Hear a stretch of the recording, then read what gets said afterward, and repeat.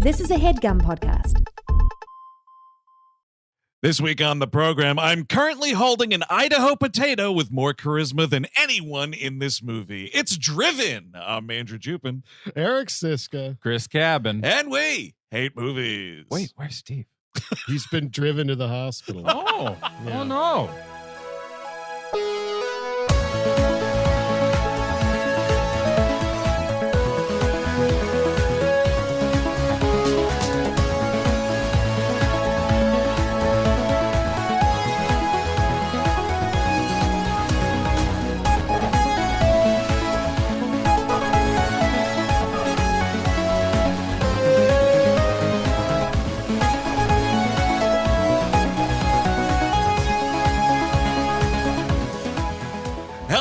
Welcome to We Hate Movies. Thank you for tuning in. As always, that's right.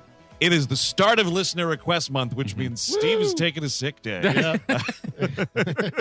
We hope he feels better. It's a genuine sick day. We got proof and everything. And I'm sure it's nothing gross. He took pictures of his shit. We believe him. That's right. It seems bad. It seems bad across the board. Wasn't there like a Rate My Shit like website at one point? Like I'm sure there toilet was. time stuff? No, you're thinking of hotornot.com. I'll tell you, some of those guys on there look like a clump of shit. That's true.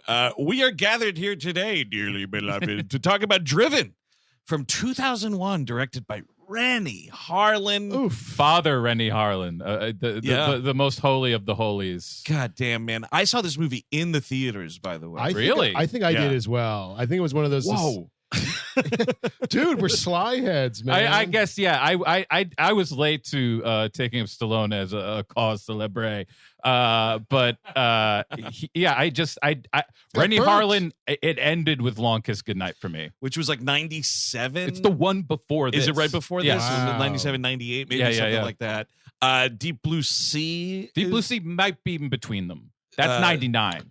Okay. Okay, all right, now we're just throwing out misinformation here. Yeah. Well, Yes, it's a deep just trying to think of, up till this movie, Renny Harlin Right. movies, I think was the idea there. Gotcha. Yes. Yeah, no, maybe I should open the old IMDb and scan through it. Well, we don't have Find to read all- his whole filmography. Go pure Glenn Kessler. Just Yes. fact checking everything. Well, people are going to be upset. Sure. Well, I'm about to tell a little anecdote, so if you want to research, now's the time. Okay. The only reason I saw this in theaters was I Yeah. was at the multiplex at the time, and it was a free situation. Yeah. And, it was like you got to work on a Saturday Sure. at 5:00. You come in at 2 whatever and see the whatever piece of shit opened, and this piece of shit opened. It just was so not on my radar at the time. Like, I remember doing that. That's how I saw Dungeons and Dragons. Oh my God. By the way, yes, there's another Renny Harlin film in this Listener Request Month. Episode 666 will be The Covenant, which he does a few movies after this, Mindhunters and Exorcist, the beginning, which I think is a stay tuned as well. That's a total stay tuned. Actually, so's the fucking what is it? Mindhunters. Mindhunters. We yes, get that absolutely. requested all the time. Of course, prior to this movie, now this is the state of IMDb, folks. You may want to take your hat off, lower your brow, and Sure. uh, Get a tuxedo on. cliffhanger deleted scenes 2000 video. Nope. Who's adding this? Who's adding special features? Yeah. He directed a special feature on a DVD, which was a deleted scene from a movie years prior. Put That's that a up. short, Eric. I'm sorry. That's a short. That counts. Deep Blue Sea 99, The Long Kiss Goodnight 96, Cutthroat Island 95, also a piece of shit. Oh, yeah. Adventures of Ford Fairlane. That Oh, was a wow. previous Previous episode. episode. And of course, who could forget Die Hard 2 or Nightmare on Elm Street 4. Oh, right. I forgot he Yeah, yeah. directed that, too. He's been around. He does a lot. I Dude mean, works. the man is currently like directing foreign films. Like, his last movie was from Finland. Oh, really? Yeah, he directed a comedy from Finland. I think he did like an action movie in like China or something like that. He's been a more international guy recently. Nice. Yeah. Well, so this movie, it's 2001. It is pre-Talladega Nights. I feel that was when, post Y2K, that is the race movie. Yes. And that's NASCAR. I understand. This is, I think, Formula One, right? F1 This racing. this is the Indy circuit, which is like America's version of Formula Oh, One. okay. Got it. But then, of course, we got Burt Reynolds in the movie to reference his race car movie. I guess Stroker Ace, previous episode of 1,000 I Years know Ago. it was a while after this before we lost the great man, but he does not seem like he's here. Burt Reynolds? Yeah, he kind of just spends the whole movie sitting down. Yeah, because everything's going so fast, and like I'm just like, oh, he's in this. I guess so. There's that monologue that he's like trying, but it's not really coming together. It's not happening. Yeah, I think it's kind of okay. It is a little bit half baked, maybe because like the rest of the movie is so bad that when he's really giving it to Stallone in that scene, I was like, all right, I'll give it to him. Mm-hmm. I think so. Burt Reynolds plays a dude who's like a former driver who's the head of this racing team, and they give the character a backstory of like clearly there was some accident on the track and he's paralyzed and he's in a wheelchair for this whole movie. I would like to posit that was a Burt edition, just like, what if I was paralyzed? Be in a wheelchair and sit through this whole thing. I'll do your piece of shit movie if you that's right, you gotta push me around the set the whole fucking time. Look, okay, exactly. Come on, Sly Stallone. Use those fucking arms for something. Look, I walked exactly from the limo to the set. I'm a little tired, so maybe we make a character decision. Maybe he's maybe he just can't walk. Maybe that's a problem for him. I'm here to act, not walk. Yeah, but I'm bringing my own gum from home. Yeah, and that's a facelift. Oh, dude, big time. Because this is 2001. Boogie Nights. When he sort of came back on the main stage in a way, was like 97. So like he does not look like he looks in Boogie Nights. In Boogie Nights, he looks like still just a classically aging older fella. This movie is like not only is there a facelift situation, the makeup is painted. He looks like, and it sucks to say now because he's passed away, but he looks like a real doll. He looks like when you go to a fucking funeral or you go to the wake and you look in a coffin and it's like they've put a bunch of makeup on a dead body. That's what Burt Reynolds looks like in this movie. Whenever I see that, I'm like, why can't I look as good as that? As this person's dead looks better than me. 2001 Burt Reynolds is what you're looking for. That's your style guru. Yes, that's that. And I was just thinking about, like, prior grandmothers, etc., that look pretty sharp in the box. So you want to look like when George Costanza gets his boss airbrushed out of the photo and then the dude illustrates it back in. Yes, because that's also what Burt kind of looks like in this movie. He's like 8% cartoon. I want to be filtered up. He's elegant. I mean, it is an elegant look. I think what happened was he was in Boogie Nights. He got all that attention. Yep. And he's like, the roles are going to come in. I got to start. I got to start looking good again. And I'm like, you looked so good in Boogie Nights. You looked fantastic. You were carrying that movie for sections. But he hates it, of course, like because he's a dumb idiot. He was a dumb idiot. He was like, that's the worst thing I've ever done. Well, also, when it was fucking Mark Wahlberg the other day, there was something where somebody was like asking about Boogie Nights, and he's like, "Oh, geez, I hope the Lord isn't a movie fan."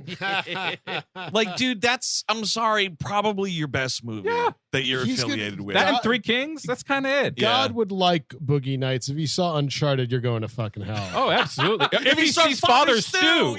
Father Stew. Oh, my God. If he does that, you're going right to hell. Well, I certainly enjoyed The Adventures of Dirk Diggler, but my goodness, that Father Stew film, are you fucking kidding me, Mark? You're not up to the level of Michael Myers. He was an artiste with the fat suit. It was like an extension of his being, but you just do it for the laughs. The black shirt with the white block thing on front. Who came up with that?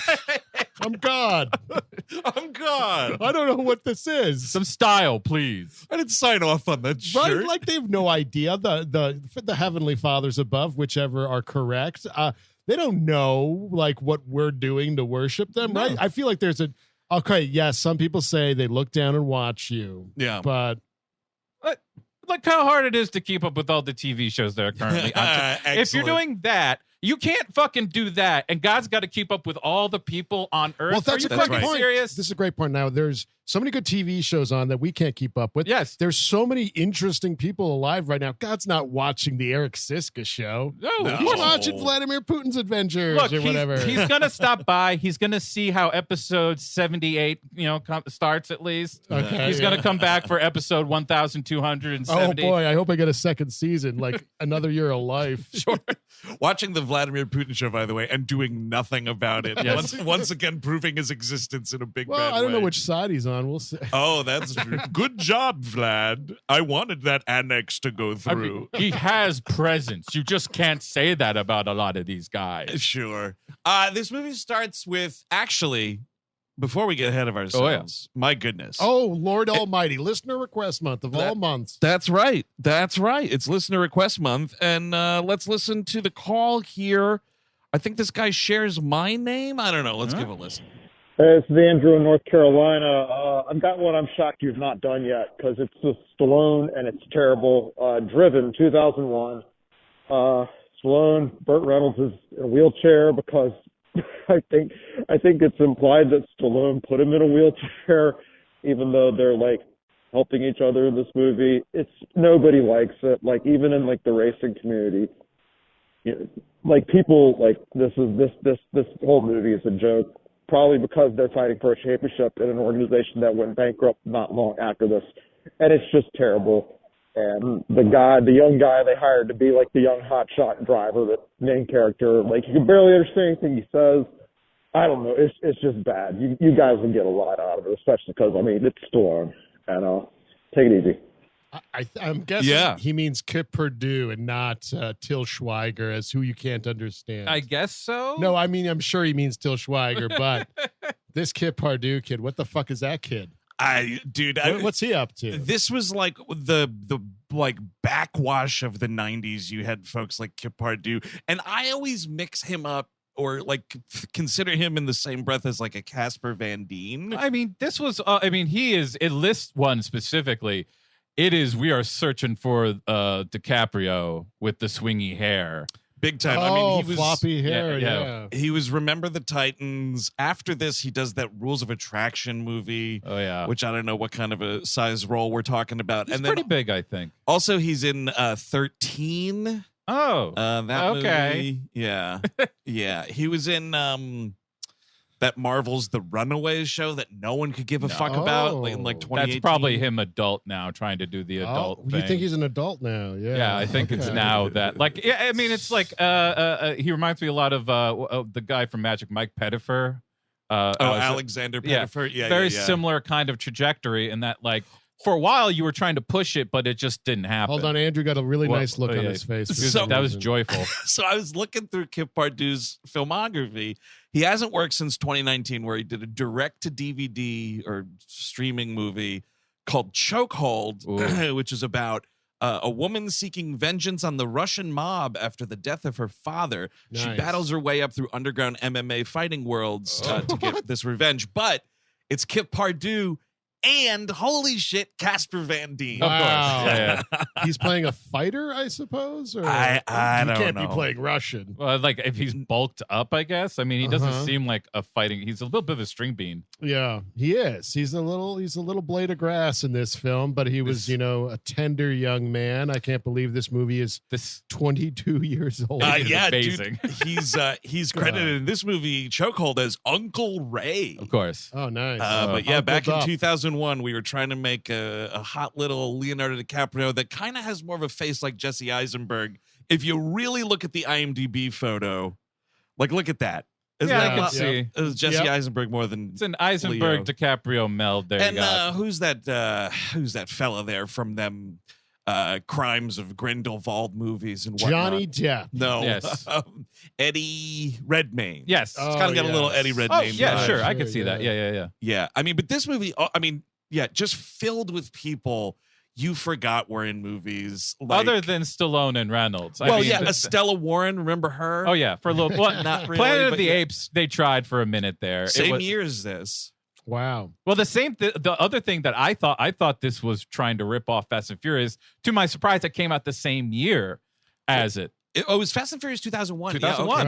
Yeah, we just had a need for speed back then, Chris Cabin. Race car. I mean, I guess it was just like NASCAR was really booming there in the late 90s. So, I mean, it's still doing great, but like, just been huge. I think that's when it really became like a huge fan. Yeah. And Stallone wrote this. He was probably sitting around for a while. Yeah. Definitely not his best outing. You don't think so? I don't think so.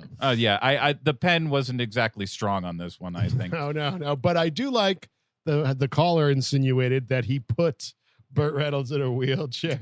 I'm gonna break everybody around. Yeah, and actually, surprisingly, man, it had nothing to do with the car accident. We just got in a fight outside a bar, and I beat the shit out of him. Listen, Burt, I know you were in on that stop where my mom will shoot thing.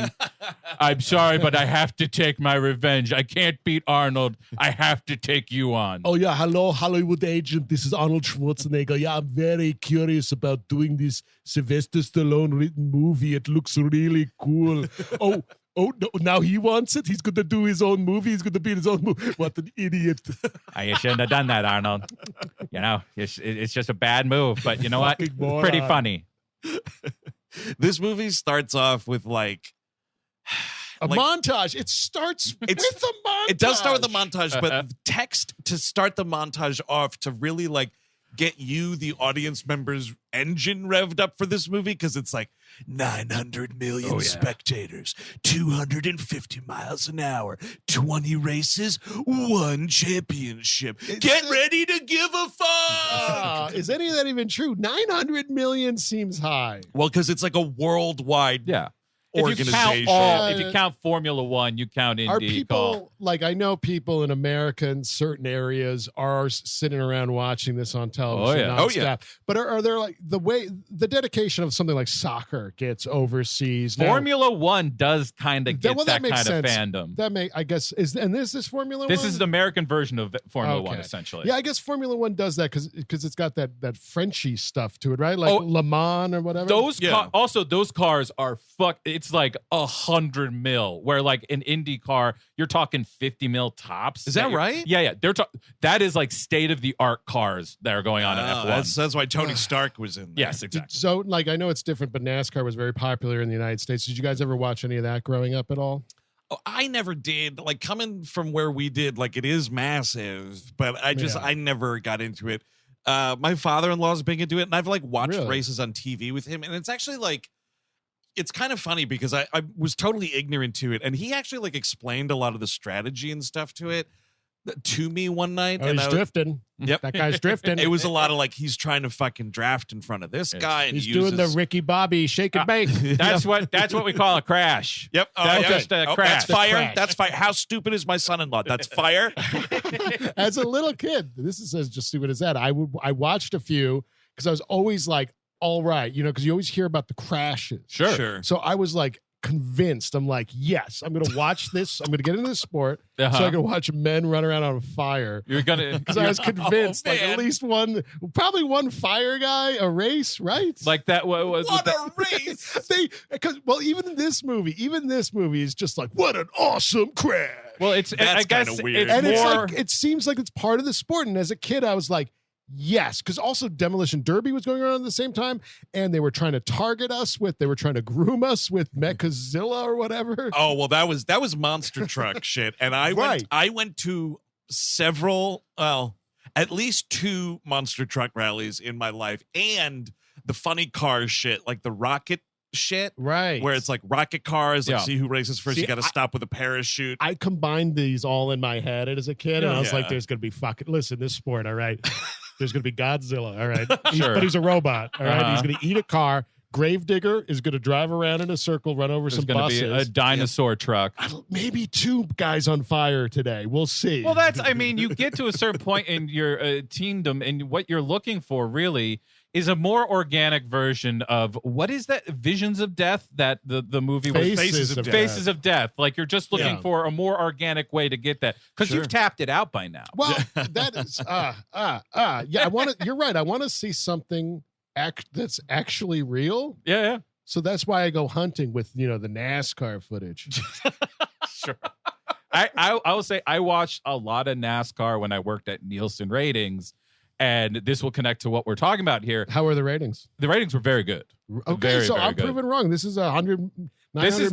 But this was specifically NASCAR, and that was doing incredible numbers. But one thing I learned, because part of my job was to note down all of the moments when there's some like product placement. Oh yeah. Oh, that's every second. That's the thing, is what is amazing about these kinds of movies is you can jam fucking pack them full of fucking product placement, get all your money from that, right? And it looks sort of organic. You're totally right. It doesn't stick out like in other movies because you're just like, yep, this is part of the game. Absolutely. This used to be something you could, but I bet you they just fucking sailed on this one because it was just easy to fund this shit. Yeah. And we get this montage of like how the racing season is going. Long Beach, Miami, Brazil, Australia, Tokyo. Oh, we're cruising world right now, Kip Pardue. Rainbow Road, Mushroom Village. I keep telling you, kid, use the turtle shell. Use the turtle shell. You can't be scared of the blue shell coming at you, man, because if the blue shell's coming for you, that means you are number one, baby. Yeah, I just hum whenever that happens. Whenever Mario shoots a fireball, I'm humming. Look, it's a rookie mistake to think, I'm scared I'm going to go off Rainbow Road and fall into the galaxy and never be found again. A little guy is going to come and get you with his fishing pole and bring you back to where you were. Don't worry about it. Happens to all of us once or twice. It's all right, Jimmy. You're going to run into that penguin, man. It's okay. He's throwing ice at you. He's a nice little guy if you get to know him.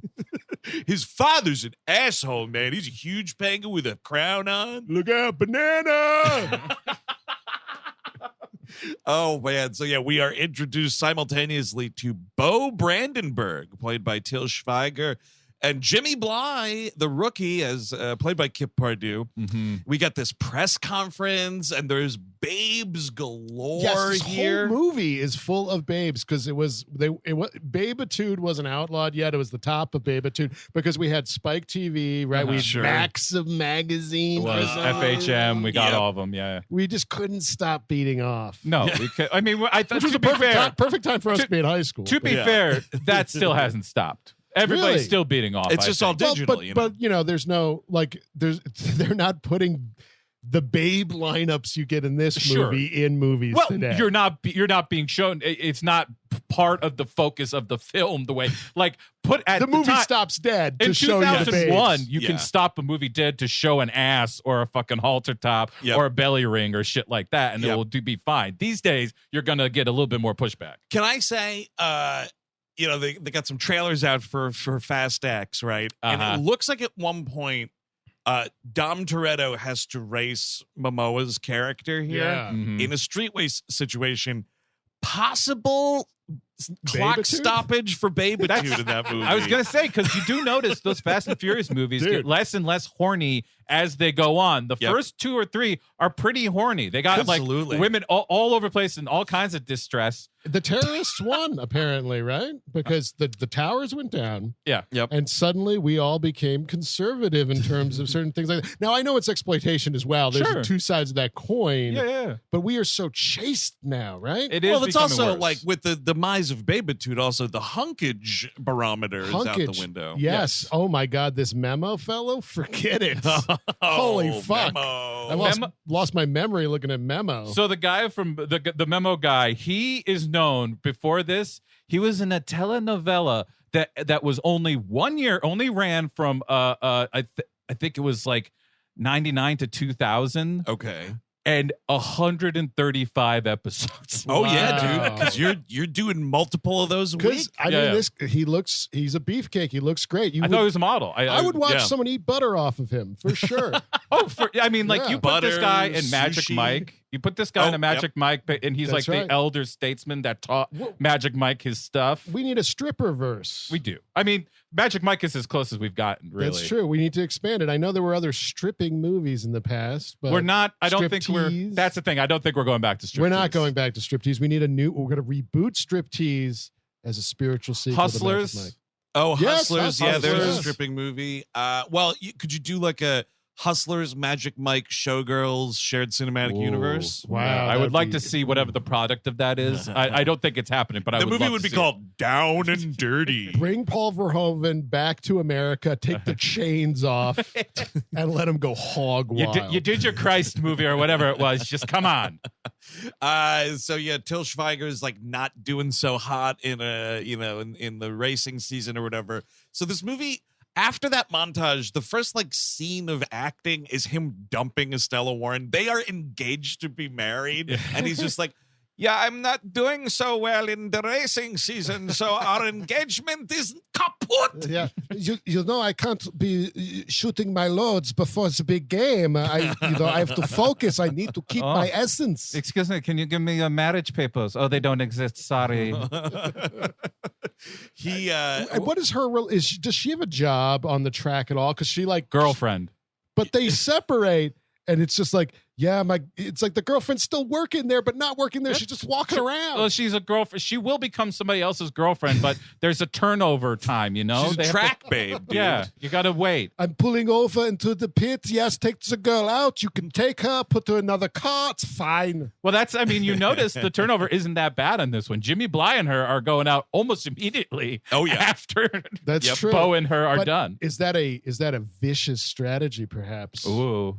What? I guess there is a bit of that. Better actors maybe could have sold. Maybe. Yeah. Sure. Yeah, but none to be found here. It's mentioned briefly that maybe it was a strategy to get in his head, and then let's forget about that. I think it's passed off as a joke at the end of the movie after like everything resets itself and everyone's friends again. Yeah, because they saved that one guy from a car accident. And that's another problem is everyone respects each other so much that there's not a lot of conflict. Oh yeah, that is a problem because you do think for a minute there you're wondering, is Jimmy Bly the villain? Is Bo the villain possibly? But there's none. They're no all villain. The villain is kind of Burt Reynolds at the end of the movie. I guess, but I need even if it's as broad as fucking Talladega Nights, get me Jacques LaFuck out there to fucking race against these guys and beat their ass in something. Yeah, and make them feel like shit. That'd be much better, I think. And right here, so she's like, what am I? Because he goes, racing is my life. And she goes, if racing is your life, what am I?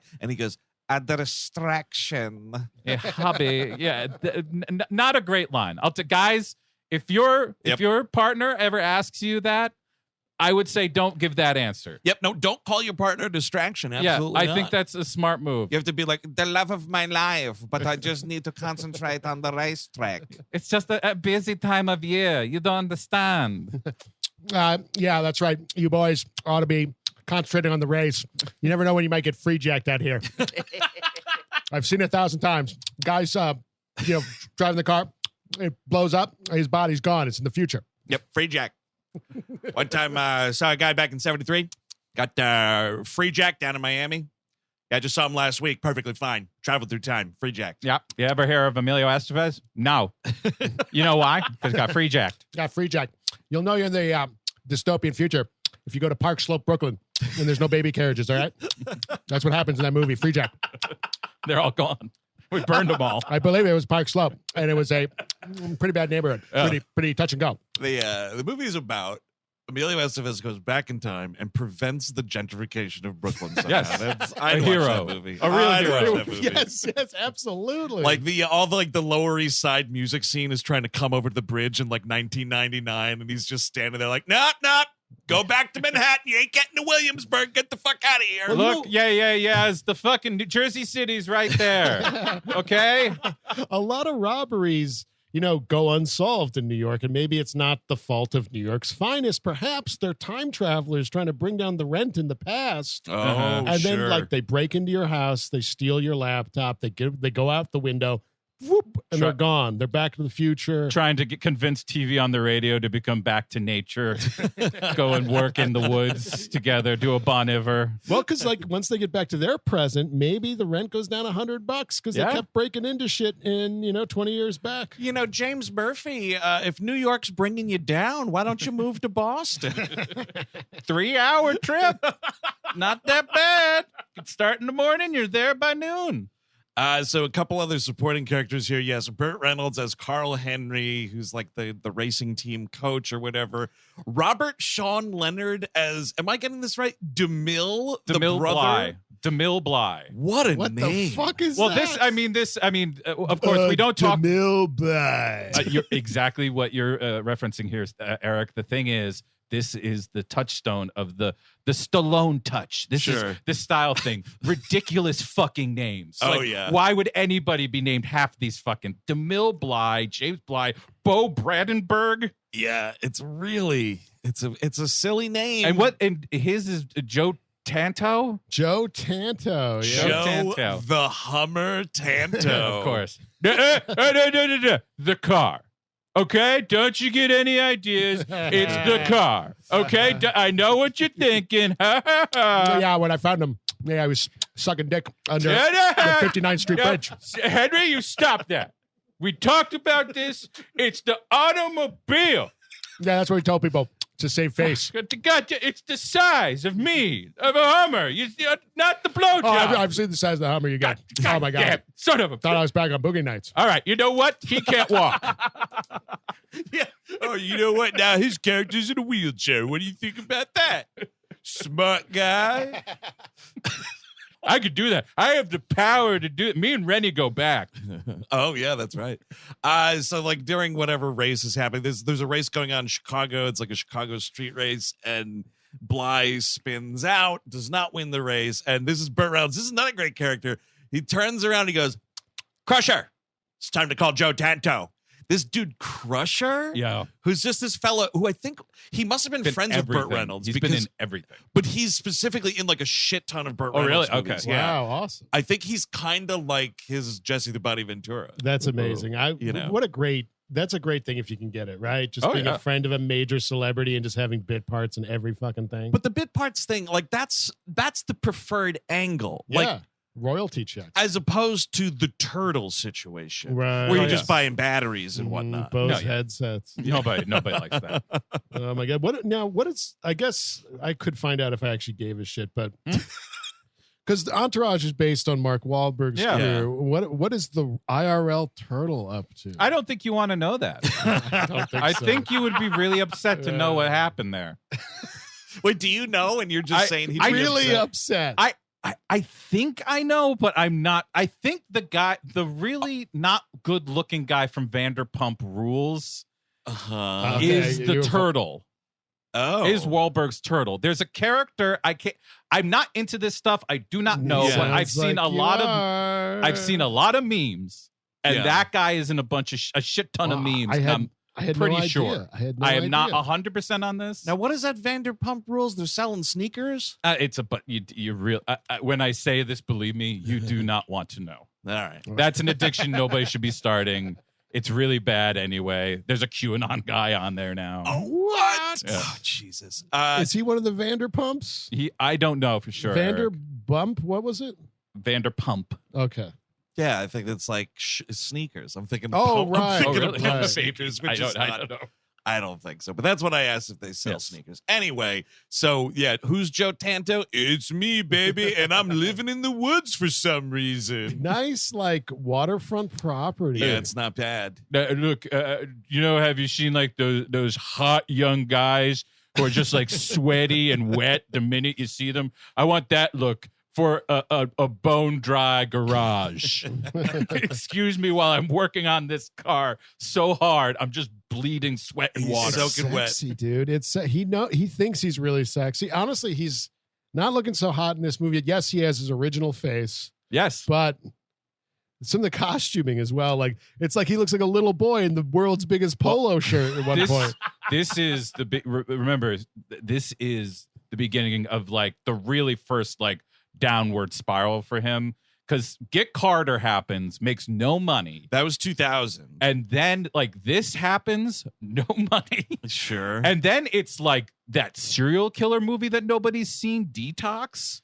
Oh, and yeah, I've heard Angelo. I've heard rumors of both of those movies. The really, really stuff that only weirdos who love Stallone have heard of. Like you? Yes. Hello. That's when this really starts seeing, because before then you were talking Ants still, Like he's still getting normal like gigs. Yeah, it was great honor being in ants with the one and only Woody Allen, man. Oh wait, really weird when his aunt started dating its own larva. Oh, wait, Sharon's not here?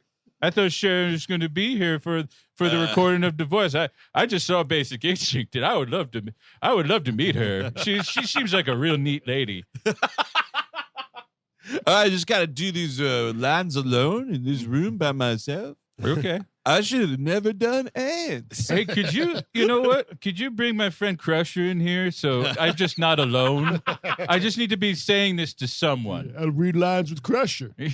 That'd be great if it was like, so what do you call him Crusher for? He was like your bodyguard. He beats the shit out of people messing with you. No, man, you know Crush orange soda? Yeah, he drinks that like water, baby. I call him the Crusher, man. Yeah, he's got type 2 diabetes. You would not believe what this guy could do. We call him Crusher because whenever I'm done with the beer can, he takes it and puts it up against his head, crunches that sucker out. It kills me every time, man. They had to amputate his foot. We used to make a joke. He should switch to Slice since they sliced his foot off. He loves it. He thinks it's a great joke. Anyway, man, yeah, drink some water. The Crusher's got problems. Yes. You hear about that Martin Shkreli guy? What a son of a bitch. Yeah, he bought an album. That's the Wu-Tang album. Yes. So whatever. The whole thing is the dude Memo that we were talking about. Yes. He's out. Burt Reynolds has had it with Memo's performance here as like the backup guy to Jimmy Bly. So Tanto's got to come in. If you were like grooming a guy, you know, normal grooming, not the bad grooming. Listen, every grooming is bad Okay. grooming. Literally knowing anyone or teaching anyone anything is actually considered grooming. Honestly, even us telling people the difference between Crush and Slice. I mean, you know what, Eric, you're right. I take it back. But if you were trying to push this as the next, like, he's going to be the head of the sport. Like, if Jimmy Bly and those guys don't vote, this is our name. Why would you want to frame Memo?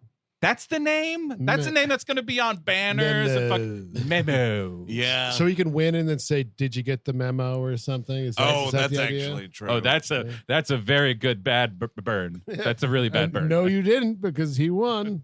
You didn't get the memo. But yeah, I mean, I guess this is just Stallone. Just like someone needs to talk to him about these names. Yes, it's just stupid name central every time. And like the Coen brothers, actually, there's something to it. Like there's the verbal tick of it is. It's supposed to be fun to listen to those names be said. Those guys know comedy. Right? Yes, where and it's just Stallone like doesn't. This is a new announcer. This is Alan Truckfish.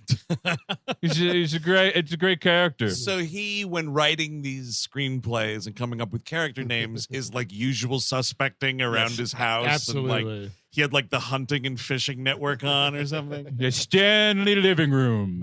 The villain of our newest film. Stanley Living Room. Prominent family goes way back. They invented living rooms. And I'm starting to do Trump as fucking Sly. I apologize. God, careful. And he's going to start a great romance with the Robin Kitchen Table. and you know, they start a fiery romance. Yeah, and she hyphenates her name, man. She's Robin Kitchen Table Living Room. She's worth a fortune. It's a nightmare for the wedding invitations, I'll tell you what. Generational wealth from Kitchen Table. Wow. Yeah, right? can you imagine, Yeah, dude? it's You're talking caveman money. Yeah, exactly. Like, who gives a shit about Apple computers when you got Kitchen Table? You got, you know, your first customer was the fucking Flintstones. It's you and the Gettys, essentially. Jeff Wheel. Oh, shit. Yeah, the prominent That's Wheel what family. people should be named after what they invented. Like the Wright brothers should be the Airplane brothers. Yeah, plane brothers. And Richard our Airplane. great grandson Jefferson. Orville Redenbacher. That's just Mr. Popcorn. Yeah, or Dr. Popcorn too. Dr. Popcorn. Oh, yeah, Doctor. I forgot. Dr. Pepper too. Oh, that's true. He Yeah. invented pepper. The amount of money. Yeah. Even think about that. Back to like the Silk Road, I the mean, trade back then. He was getting some percentage of that Pepper money. You have to just like feel good that Alvin Dr. Pepper decided to do that, just to do that for us.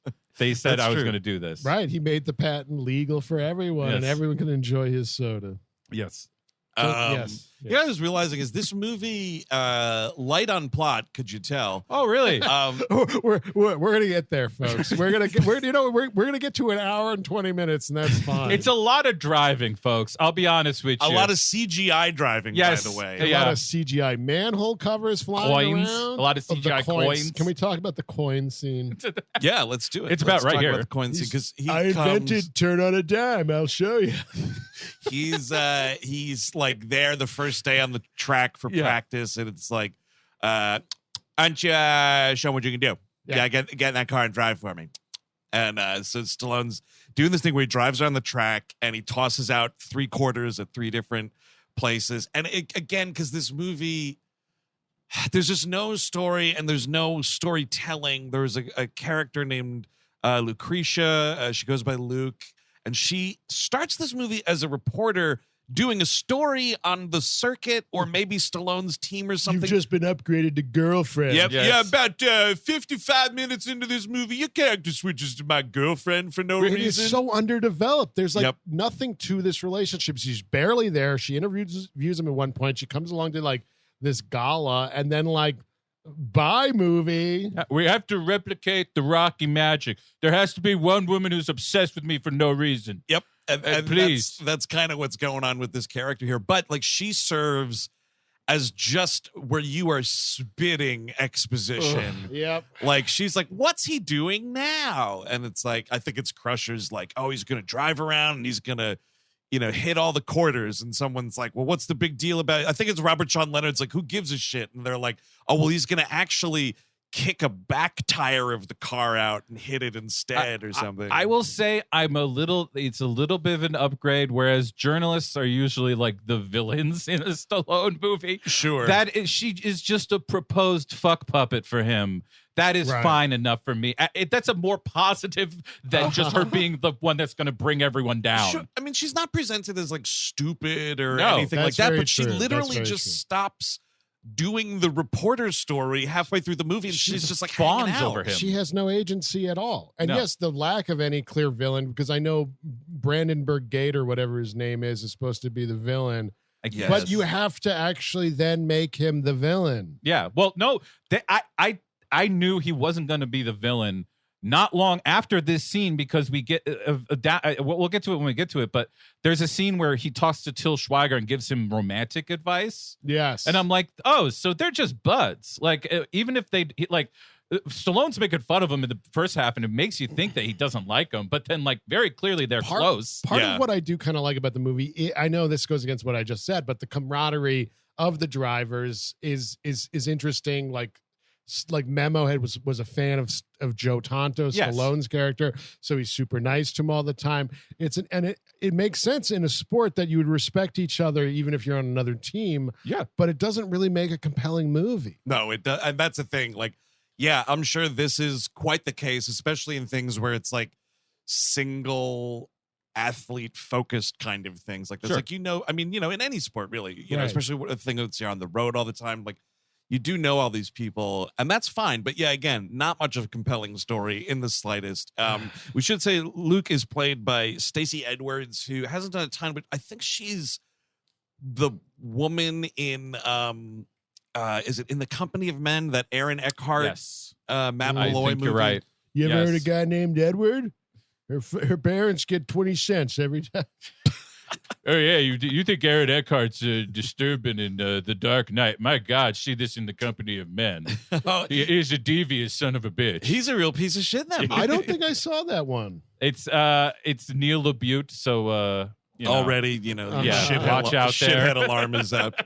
What is it like? They're it's a bet over who can woo like a deaf woman. I think. Yes, I think that's it. That is. I think I'm pretty sure that's it. It's a fun one, huh? The LaBute charm, as always. This movie reminded me so basically, like, once Stallone gets into this, the whole thing is like he's the old pro who's charged with training the new cocky upstart. And just literally the night before, we watched Creed 2, which is pretty much the same thing. Because in that movie, it starts the exact same way with like Adonis does the fight. He doesn't take Rocky's help. He's like, I'm going to do without you. He fucks up and loses and like fucks up his life. That's like kind of what's happening here with Jimmy Bly. Like he's fucking up the racing. His brother has him too much in like the spotlight PR side of things. And I was like, man, talk about night and day movies that are about pretty much the exact same thing. Right. You're right. And like the thing I wish you just made me think of it. Robert Sean Leonard should be the villain. They sort of set that up too, but then drop he's his brother, and he's very nice to him, and he gives him like a good advice that he repeats at the end of the movie. Is this just like a bad attempt to be like realistic of stuff? Like, yeah, these guys still respect each other. Yes, family people have falling outs, and then maybe it eases up. I mean, but like that character, like one of my many problems with that Bradley Cooper A Star Is Born is when the manager comes in and he's just pure evil. Like there's no like, oh, he's a person kind of. He's like, no, I want you to kill yourself. Would that be good? Could you kill yourself, please? I would love that. But like Robert Sean Leonard, as he's introduced in the movie, is being an asshole, and he's like kind of treating him like cattle or whatever. And you don't know until, I don't know, like halfway through or like half hour into the movie that they're brothers.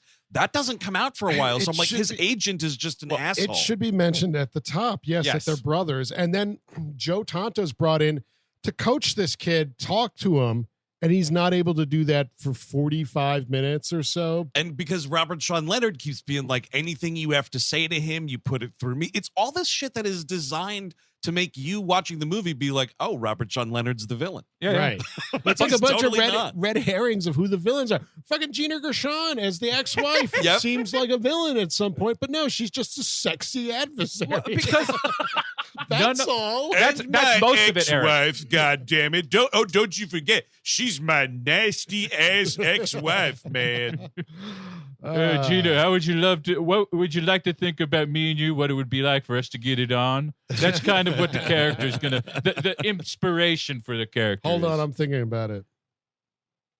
Wow. Yeah, nice stuff. Not bad. No, yeah, she's an attractive woman, and she's fine in this movie. I just wish any of these characters had anything to do. I wish they mattered at all. And it's a weird, like, this movie is just under 2 hours. There's so many characters. No one, I think, like, you're supposed to believe in a way, like, the star power of being a driven racer itself is what the villain is here. The temptress that it is. Well, like that, the younger men don't really know what they want. Like, and then Joe Tanto comes in and is kind of the guy who now knows what he wants. But like, again, even though it's fucking written by the guy who's starring in it, his character goes nowhere. I mean, like, you would think if anybody something was gonna happen, it would happen to him. He sort of, I guess, does move on from Gina Gershon by the end of this movie because he just decides to make the reporter his girlfriend. That's the growth. I mean, it feels like a first draft that we filmed. Oh, yeah. Well, what was the... I was reading some of the trivia because it's a car movie, so you better believe the trivia is insane. So I just kind of glanced it. But one thing, somewhere, Renny Harlin said like the first cut of this movie was like 3 hours long or something. And how is that possible? Was there a whole race they're showing? Well, Stallone's first draft apparently was like 320 pages. Then I mean, maybe the editing room was the problem. So what is it? Was it Once Upon a Time in America with race car drivers? Once upon a time in Vroom Vroom land, dude. Yeah, I don't know. People fight each other with race cars. There's a fucking 10 minutes of a phone ringing in the beginning. What the fuck are you doing, man? Dude, that would be great if it's like interior Stallone's apartment. The phone's just ringing. It's seriously 10 minutes, and then he runs in and misses. Oh man, dude, I would love it. Honestly, we tried to get Leon to do it. Sadly, he's passed on. We thought we could get him, but it turns out he's dead. Turns out the Reaper came for him, man. I had no idea. And his deal was better than mine. He turned down my deal for Satan's deal. How's that sound? Speaking of deals with the devil, dude, there is like this, we're cross-cutting scenes here with, so it's Jimmy who's trying to do like race research with a hilariously cute dated like racing simulator thing on a really boxy laptop, and he's not having it. So he goes out to a club and Estella Warren's character is there, and then what's his face, Joe Tanto, goes to this dive bar with Luke, and that's where, right from there, her story starts totally collapsing, because she's like, oh yeah, Sylvester Stallone, like, you were a young hotshot idiot who made a lot of mistakes back in the day. What's it like to be older than wiser now? And he's like, yeah, so you really hurt my feelings, man, bringing up all this stuff, calling me a loser, reminding me of all the ways I messed up my life. You know what? Story over. And then, like, he puts the pool cue down, and she's so like, you're just a loser then. Okay, yeah, great. okay. End of story. I'll print that. Thank you, sir. It's like, well, or she goes, she's basically like, well, what if I became your girlfriend? And he's like, all right, now we are playing pool again. Like, he picks the stick back off. He's like, your shot. Stallone in your corner pocket right there. Whoop, whoop, whoop. Let me chalk my cock. Always little flirting blue with chalk on my cock. All the chalk. Oh yeah, that's how you get a good friction going. Oh no! What? I'm working on a thing I like to call anti-lube. I'm trying to explore my sexuality, try new things. You know, you can't just can't be missionary all day long. Pleasure is pain. You got to figure something out. I was talking with John Waters the other day, and he said, I have to go farther. I have to go further out into the waters. I would pay for that conversation, right? God. If they filmed, if they did a podcast or something together and it was paywalled like $100, well, there goes there goes the rent money. So tell me about the glass tables. Come on, Sly. Oh, it would be so good. I was so excited for this interview with you, and I got all the Windex out to polish my tables. We get to the bottom of stuff. Someone set this up. There's people that listen to this that are more powerful than us. We can't make this happen, but you can. If Baltimore royalty listens to this podcast, please talk to the man in charge and right. Please, he's not the one that you'd have to twist his arm. No, right? Yeah. I mean, Stallone is getting. I mean, well, I guess you know what the problem is. Tulsa King. Pre-Tulsa King, you could have gone to do something like this. Tulsa King's now a hit. He's on the fucking Tyler Sheridan gravy train. Yep. Yes. He's doing just fine. He's going to button his lips about supporting certain things because of that success. Oh, you think so? I guess he's trying, right? I mean, Frank Stallone is a nightmare. Shit. Yeah. And because I was going to say his character in Tulsa King is weirdly very like, you got to do what you got to do. Like, I was expecting a real bad fucking moment in that show. And then he's just like, yeah, you got to do what you got to do, man. It's a weirdly watchable show. And that's why I'm excited for this Arnold Netflix show because... Fuba! Yeah, Fuba. I'm Detective John Fuba. It's just... a cop, you idiot. For me, it just feels good that, like, because I really try with Yellowstone. And it is impossible to watch that show. It's fucking stupid. I know it's not for me. And I don't dislike Westerns. No. Dude, Tulsa King is for you. Yeah. You'll enjoy yourself. Yeah. It's a fun little time. It's dumb as shit, but hey, step in the right direction. But it has derailed the Waters Stallone tapes that we were looking to make there. Sure. That would have been fantastic. The other side of this pool hall scene is Jimmy Vlay and Sophia is the character's name. Yeah. They're at the club, and it's kind of like, so my friend broke up with you, huh? Mm-hmm. What you doing? And like this, I mean, these two, when I say they have no chemistry. Well, that's the thing is like, they're not good. Were they? I mean, maybe they were good in other projects. Sure. I haven't seen them. No, I can't remember. These are dishwater people right here. I mean, it doesn't captivate you. The filmmaking isn't allowing them to be captivating if they were basic. Like they cut. It's like there's no semblance of like you're in this place really. You're right, because there's no like chemistry. There's no sexuality. You see them. They're just there together. Yeah. Like dolls. Yes. And you know what will blunt any possibility of sexuality, sensuality, anything like that? I think I know where you're going here. When you get to this club scene and it cuts to the band Insolence playing their song Poison Way. Okay, I don't know any of Dude, that. it's what like you just said. Sub-Corn. Okay, are you a fan of this? No, Chris? no, I mean, you're a big music guy. I was a big music guy, but the Sub-Corn, I like Corn. I wasn't Sub-Corn. Right. I thought it was Corn for a second. It's baby corn? What's Sub-Corn? It's baby corn. This is baby corn. Okay, there's corn. Yeah. What's another vegetable like corn? There's got to be other ones in the family. Baby corn. Zucchini, but spelled with like 3 Z's. And a K. You can get a K in there instead of the C's. Backwards? Is it backwards? Maybe. But you know what? You're going too far. I think you're going to get a lawsuit there. That's fair. That's true. Jonathan Davis will sue your vegetable company. We were going. You've been served. We were going to get. Yes, this is Jonathan Davis. We were going to have you open. What a wonderful thing! Zucchini with 3 Z's and a K, opening for corn with 1 K backwards. But then you had to do the backwards K, didn't you? You'll be hearing from our lawyers, which is spelled with a Z, by the way. Jonathan Davis and his team of lawyers. But yeah, so she's just like, I'm not over Bo Brandenburg yet. And he's like, I'm just looking for a friend. Yuck. And you're like, I was just looking for a friend. Next scene's her in a bikini. Fantastic. Is this the pool scene? The pool scene is when we get to Japan. First, we go to Toronto really quickly. Oh, yeah. Because basically, We're cruising world. I told you, kid. We are cruising world. It kind of made me want to play Cruising USA. We're on the BQE now. Uh-oh. Yeah. Oh, how you doing, Manhattan? Yeah. Stuck in traffic round. Okay. This movie does a thing where I always feel bad. Like, if it's a sporting thing where, like, I'm not into the sport, but we're showing these real announcers, and the movie's like, we're showing these ESPN racing announcers, and I'm like, who the fuck are these guys? But, like, clearly people recognized them, and we're like, oh, yeah, it's fucking Jeff the race car announcer. Is that true? Yeah, these are real guys. Oh, nice. Yeah, that's right. This is Pube Fellman here at the Indy 500. Beautiful day at the Indy 500 in Japan. Hello. And what's that? Oh, it's another incredible crash. What an awesome crash.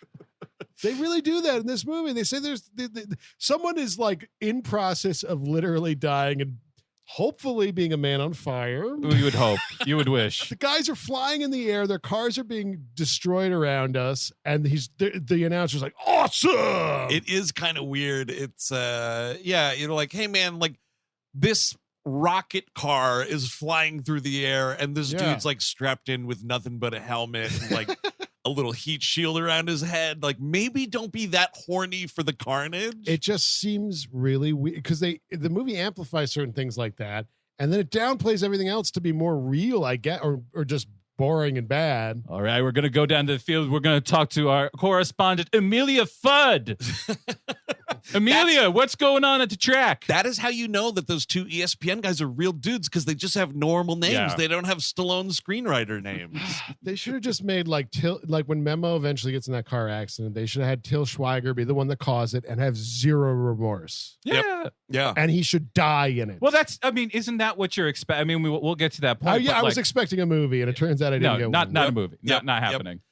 Speaking of Memo, this is where we meet my ex-wife, Kathy, man. And she's married to my best friend, Memo. This is embarrassing for old Hummer. Man, Gina Gershon's wardrobe in this movie is something, man. How about the denim, denim with the denim hat? The denim hat. Ooh. The denim hat is the thing that really hits hard. It's fascinating because not only is it a denim hat, it's a denim, like, it is a combo bucket cowboy hat. Yes. Oh my God. It's truly. The brim is just doing all different kinds of things. You don't know where that fucker's going. It must exist if her boyfriend Memo gets off the track, walks over, needs something to puke in. She could take that off. I would gladly throw up in that hat. I'd throw up in that denim vest. Oh, yeah. I'd throw up on the denim shirt. I think she's wearing denim boots. Gina, if you're listening, I would throw up all over you. Reach out. He's a real man, Gina. He knows what a woman likes. It is a real hilarious, like, oh man. There's, you know what? Someone's got to like puke play, Sure. and it just might be her. Just maybe. You got to cross your fingers on that. You never know what's going to happen, and I'm just putting it out. Wow, the glass table guy and the puke play lady are in the same movie playing exes. Oh my God! Shit, John Waters needs to host that a round table discussion with them. Glass table discussion. So Stallone's like, why'd you marry him? And she's just like, why? Because he's a younger, better you. Like right from this delivery. Yeah. Well, it's like, true, but you shouldn't say it. Yeah. No, not very good bedside manner there, Gina Gershon. Man, I just your fucking ex-wife married your friend from work. I mean, this Stallone character is really down, man. But again, like when he talks to Memo, he's pretty like, yeah, I get it, man. You're just so fucking hot. I mean, I kind of get it. I'll be honest. They're both sucking each other's dick, giving each other hummers, which is wonderful. They're very complimentary. The car. I cannot be more express about this. It's the car. Gina Gershon did have a line of like, what is it with you two? Don't give me that Brotherhood of Speed crap. So I like the Brotherhood of Speed. Yeah, that should have been the name of the movie. The Meth Men. It's just about dudes hanging out a racetrack together. And That's doing all speed. And doing speed together. That would be amazing, right? Oh, well, you could have a movie called like Pit Jockeys, and it's like it's about everybody but the racer. And like you never even see the racer's face. You know, I'm kind of surprised nobody like a waiting movie, but with the pit crew. Oh, that'd be awesome. Sure. Yeah. You wonder why that didn't come out. Maybe it did, but only on VOD in like 2003. Yep. Car goes by too fast. One of them catches on fire, runs around screaming. Does anybody know where the fire extinguisher is? Bill, you're on your own. We're sorry. I love this fucking DeMille again, man. He's a son of a bitch. The lady friend here, Sophia, like comes up and introduces herself. She goes, "I'm Sophia." He goes, "That's your problem." Like That's they awesome. really amp up just how much of a total ass he is. Great response whenever anybody's introducing it. If you can let that one fly, go right ahead. That's your problem. And to which he then, when he realizes like what's going on and like she's there with Jimmy and not over with Bo anymore, he goes, "So what's the deal? You're working your way down the track?" Oh, man, what a fucking dick. I mean, dude. it's true, but he shouldn't say it. But it, like, you know what I mean? Though, like, this is a character that at the end of the movie, yeah. Well, I guess he does get punched in the face, but like, not as hard as he should have. No. He should get slammed right in the nuts, I think. Like a good throw the leg back, and then it swings all the way back up. And then he spits out 2 testicles out of his mouth. Just pick him up. The doctors, they can reattach him. So when they have this race, and you know, Burt Reynolds, I guess, he pulls some shitty move where it's like he makes Stallone go into the pit and like waits for Jimmy to drive by because Til Schweiger's like catching up to him, and he makes Stallone like cut off Til Schweiger, ensuring that Jimmy wins the race. And that turns into a big like shithead thing where Bo's like, "If you do that to me again, I'm going to run you off the road." Okay. I will kill you. You're right. But like, I guess this is part of the strategy that, you know, your father-in-law was talking about. Like, you use other cars to block other cars, and that's kind of interesting. Yeah, I guess the deal though is like you shouldn't like pull out in front of somebody like that from the pit, kind of blindside them. Well, yeah, because you could kill somebody, like literally kill somebody. That's exactly right. Because you could kill someone. That's correct. It's not like you're going too early.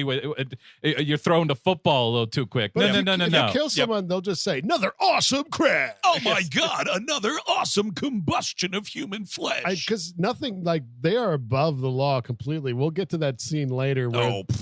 But they are above the law. Yeah. So they do a press conference, and it's like, "Oh my God, Jimmy, it's so great. Isn't it great for you to be back on top?" And blah, blah, blah. And then, like, you know, Til Schweiger has to be like, "Yeah, it was a perfectly good race." And then, like, he does the, like, and again, it's a thing where, like, at least in this instance, we're pretending to be cool, you know, for the public's sake. Because then he stands up to leave, and he's just like, "Enjoy this because it will never happen again. Do you understand?" This is a great impression. This is exactly what he sounds like in this movie. Yeah, and back here, Truck Simpleton from Racing World. Are you fucking his girl or what, man? What's the deal? This press conference is over. Well, that guy's worth a fortune. I mean, his family invented simpletons. I love you. Truck Simpleton? Oh, yeah. It goes way back. They go to see all my movies. I love them. Fucking those idiots go back eons. Yeah. It's a fucking dumb family. It's about, I mean, you think the Gettys are big. Simpletons have been running this place for as long as you fucking know, brother. That sounds like a fucking Frank Stallone Instagram live. Yeah, the Simpletons, man. They're out there. They're, Frank you know. Stallone. One of it, I think, one of Soros and whatnot, you know. He had some post about, on his Instagram years ago about going to the gym or something. I think he blocked me on there too. Sure. But he had this post about how good of shape Frank Stallone. He's like talking about how great shape he's in, and he's like, because I eat to live, not live to eat. And that's why I'm not a porker. Oh, geez. All right. Good job, So Frank. Wild. Dude. Way to go. I saw actually a hilarious, because I started following Sly on Instagram. Uh-oh. And I guess he was like, yeah, man, it's a Sunday dinner over at Sly's house, man. Everybody's hanging out afterwards. Maybe have a cup of coffee, just watch the football game. And here's my brother Frank Stallone asleep in the chair. Better fuck with him. And like, oh, shit. He nice. like puts, I forget what it was. He like draws a penis on Puts him. a little feather up near his nose. No, it's like they were eating cake or something. Gives So him a Hummer. he put a little frosting like on his nose. I see. And like he's got the camera right in his face, and Frank Stallone's just like snoring in this lazy boy. It's fucking lit. And then he wakes up like, what? And then it's just like, and he's still like Sly's like laughing at him. It was pretty funny. My God. I wouldn't get along with them, but I would kind of love to hang out with them. That seems like a fun afternoon. I think Stallone, if he ever is going out, I think he should pull a Titus, you know, the Shakespearean. Oh, I thought you meant comedian Christopher Titus. No, Yeah, I'm not telling him to disappear from the world. No. With zero cultural impact. No, yeah. I'm not asking him to do that. What I'm asking him to do is I think he should like, all right, Arnold, why don't you come over? I'm going to do a feast, man, and we're going to have burgers, and you're going to love it. And then he comes over. He's like, oh, yeah, you enjoy your burger, huh? Oh, no. That's your mini donkey. Oh, no. I ground up your mini donkey and fed them to Lulu. No. And what you invite me over? I was expecting Christopher Titus. Instead, you made me eat my own horse.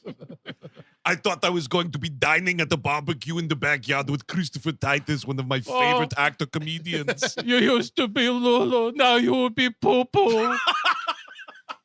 I mean, Titus was a classic. Who was his father? Was that Stacy Keach? Yes, yeah, man. It was Stacy Keach. Yeah. Classic sitcom, man. So funny. And they like cars too. And he had the brother that definitely existed. Oh, yes. I remember yes. that guy. Oh, I remember him very well when we screened Postal down at the ranch. Oh, yeah. Oh, boy. Oh, yeah. That dude is that in guy? Postal. Yeah, that was Yeah. where was he? Ooh. Oh, boy. When he's holding hands with Osama bin Laden, who was played by the soup Nazi. Wait, what? I believe so. That sounds right. Oh, Eve. That's that Uwe. Yeah, Uwe Boll. I would love to know Arnold's take on him, honestly. Oh, Because that sure. guy's a crowd and a half. Right? Yeah. Oh, Arnold's probably a fan. Oh, to how some about this? degree. Arnold, if you're listening, I know you are. Crowd and a half. Take a lesson from Burt Reynolds here. Yes. You and a little kid, you're dressed in lederhose and it's hilarious. You cross schwanzes at some point. Oh, totally. Get the littlest kid from Blackish. Yep. Oh my, that's $1 million I just made you. Well, 100 million probably. Probably $100 million. So I should get $1 million. Yes. If crowd and a half happens, copyright me hit movies. I feel this was all coming back to you should be given $1 million. That's that's the fucking thesis of the show. Well, look, if it's 100 mil, dude, you got to push for 10%, though. Yeah. Look at that. 10 Full million. 10. Oh, yeah. I think For you go me. back. Yeah. Wonderful. You know what's a funny costuming decision in this movie? Is What's that? every time Kip Pardue is not racing, Yeah. and he's just supposed to be like, oh gosh, I'm Jimmy Bly. They put him in these like Clark Kent boxy nerd glasses, and it's like it looks like shit. What are you fucking doing? Does he work in IT? Is this like a pseudo hacker character? Well, what is this? That's like he's supposed to be like the new wave, right? Because he's doing all these laptops. Like Till Schweiger just knows the game and just goes out there and does feels the track. But it's like Moneyball. Like he's tracking the fucking like numbers to know. That's what that like simulation was, and what you're totally right. That sucks. Yeah, that's not fun. Not fun. Thank you. Yeah, well, we got to make him look like a nerd somehow, man. So you put the glasses on him. Look, everything's going to be computers soon. Racing is going to be computers. Eating is going to be computers. And the nerd demographic exploding more than ever. You don't think they want to race? The nerds want to race, man. They wanted a pod race. But this is where we get to Tokyo, and this is the foot show. Oh, come on down to the pool for the foot show in this movie. Shit is going crazy in Tokyo right here. My God. The legs, the feet, the foot show, I am utterly convinced Quentin Tarantino has this on 35 millimeter in his sprawling estate, and this is why Till Schweiger was in Inglourious Basterds at all. Oh, it's interesting. Because Tarantino's watched this countless times, and he's busted nuts, which is awesome. Of course. Don't get me wrong. Uh-huh. But because honestly, I've not seen an erotic foot scene like this in quite some time, if ever. All right. Listen, Deluxe Laboratory, all I need is real 3, man. All right? I don't need a full print, man. I just need real 3, man. I'm running a series on Renny Harlin. Could you give me some, man?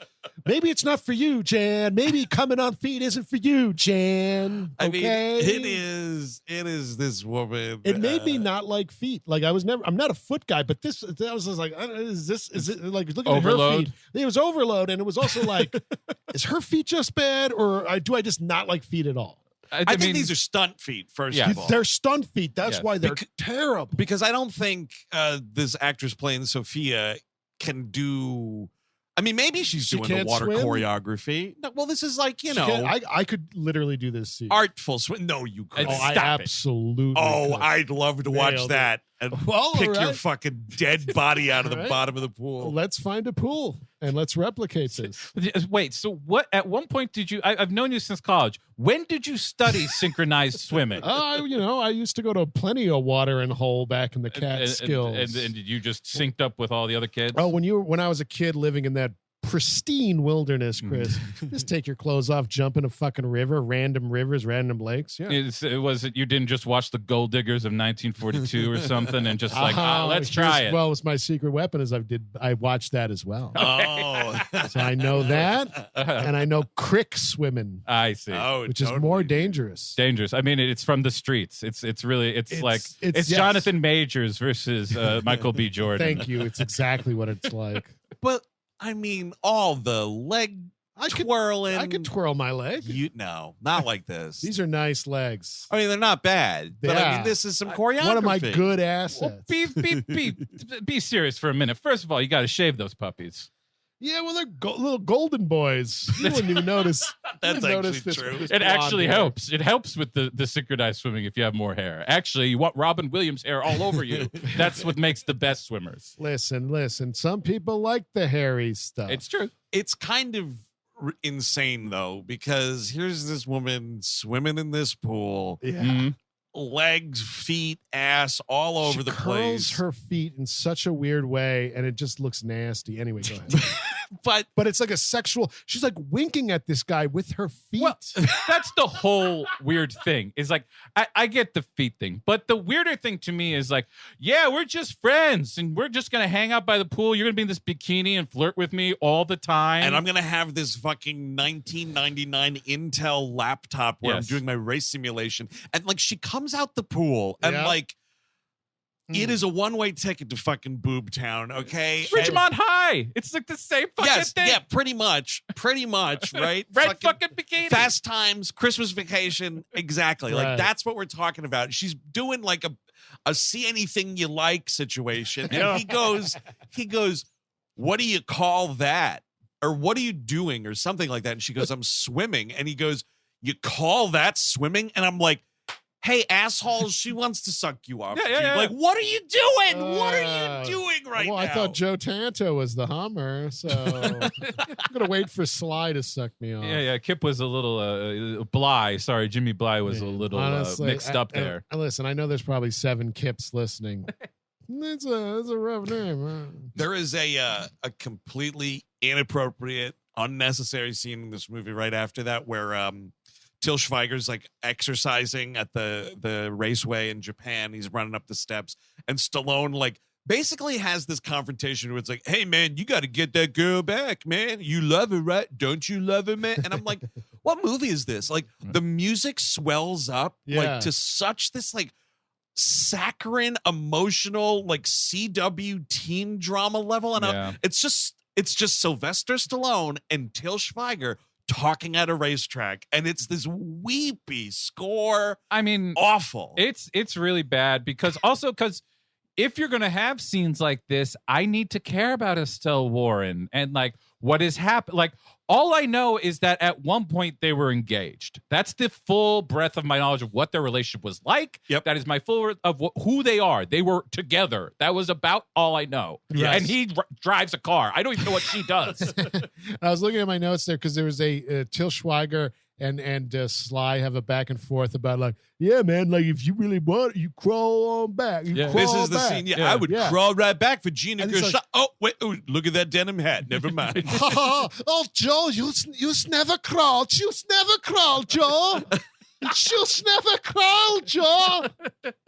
You're telling me that Joe's a Hamatanto would crawl? I don't think so. No, you drive. You drive to her. Backwards. You drive backwards to her. And Till Schweiger's doing this like cute little laughing performance there of like actually being maybe, I'm going to consider this or whatever. And we're getting along.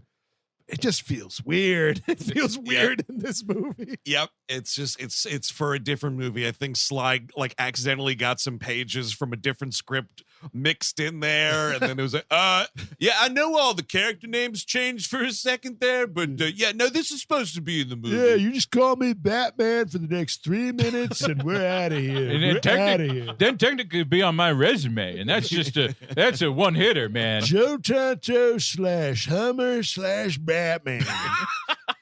Do you know how easy it is to get a job if you used to be Batman? It's just like that, man.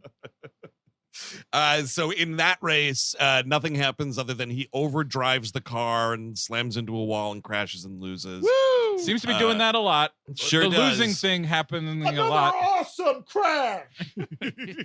I might see his skeleton. So he's dead. Well, he's not here, but there's some guy, I think Max Pappas at one point, they introduce him. I don't know why I remembered his name. That guy goes flying through the sky, I think maybe in Japan. And then we just cut away and it's just like on with the race. Yep. Yeah, we have no idea what happened to that guy, dude. No updates for that character. Not even a man on fire running around. No. And then we get to the only scene from this movie that I remembered existing was the black tie gala. Yeah. Because I remembered the shot of them, like they're showing off like the new model race cars or whatever. Right. And they drive them onto this like infinity pool or waiting pool kind of thing.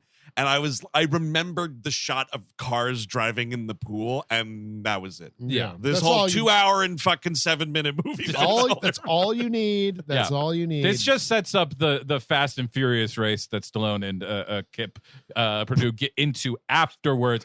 But it is worth noting that the whole joke is that Stallone shows up in this enormous jacket and like a sweater and white T-shirt, black tie. I should tell you, I don't know how to dress myself. I when they said black tie, I decided I'd take a black tie with me. And here's the joke. You see the joke? I'm holding it up here. All right, Luke, I'm gonna level with you. I still wear a diaper. Do you want to write me, Luke? Eat it. There's a bathroom right over there, baby. This is what you're signing up for, babe. Where's your journalistic integrity? Wipe me. They could call the changing station the pit. Pull over to the pit for a second. Tune me up. Got to tune me up. Oh man, I think that's what, like probably like these like old timer like stock car racing guys, like they do that. Oh, I gotta pull over to the pit here. Janice, pull over. I gotta go to the pit here. And it's like they just got to go to the rest stop or something. Pit stop, literally. Pit. Got to piss. It's funny because you would think I'd say piss stop, but no, I said pit stop. Yeah, and because I was a racer and I'm also so old that back in the day you just used to pee in a pit.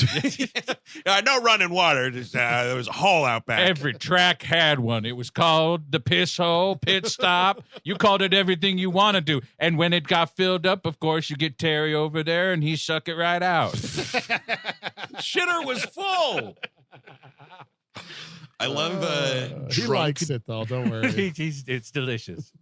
I love drunk Gina Gershon in this scene. Like, yes. It basically starts with a close up on her martini, and it's like, oh yeah, well, oh look who's here! Oh, the big winner of the day. Another sip. She like sort of gets into it with Luke in the bathroom here because it's just like, oh, you want to go after my ex-husband, huh? Well, aren't you a little slut? Next time you see him, next time I'm there when you guys are there, look at him. He's still not over me. Oh, that's what it is. What she says, watch him look at me. He's still not over me. Yeah. And she does the great, oh, yeah, I'll definitely do that. And starts like The picking finger. her eye with her middle finger. Yeah. I think she gave me the finger. All right. Attitude. Oh, yeah, so good work for you. All right. Whatever you say, drunk Tank Daisy. Like, just calm down. It's fine. Aren't you with Memo, Email, or whatever his name is? Yes, the sexy Spanish racer Email. Yeah, well, his full name is Interoffice Memo. I see. Interoffice Memorandum. And his beautiful brother, Reply All. There's a great, oh man, there is. You don't want to, by the way, you don't want to do Reply All. No, everyone will know about it.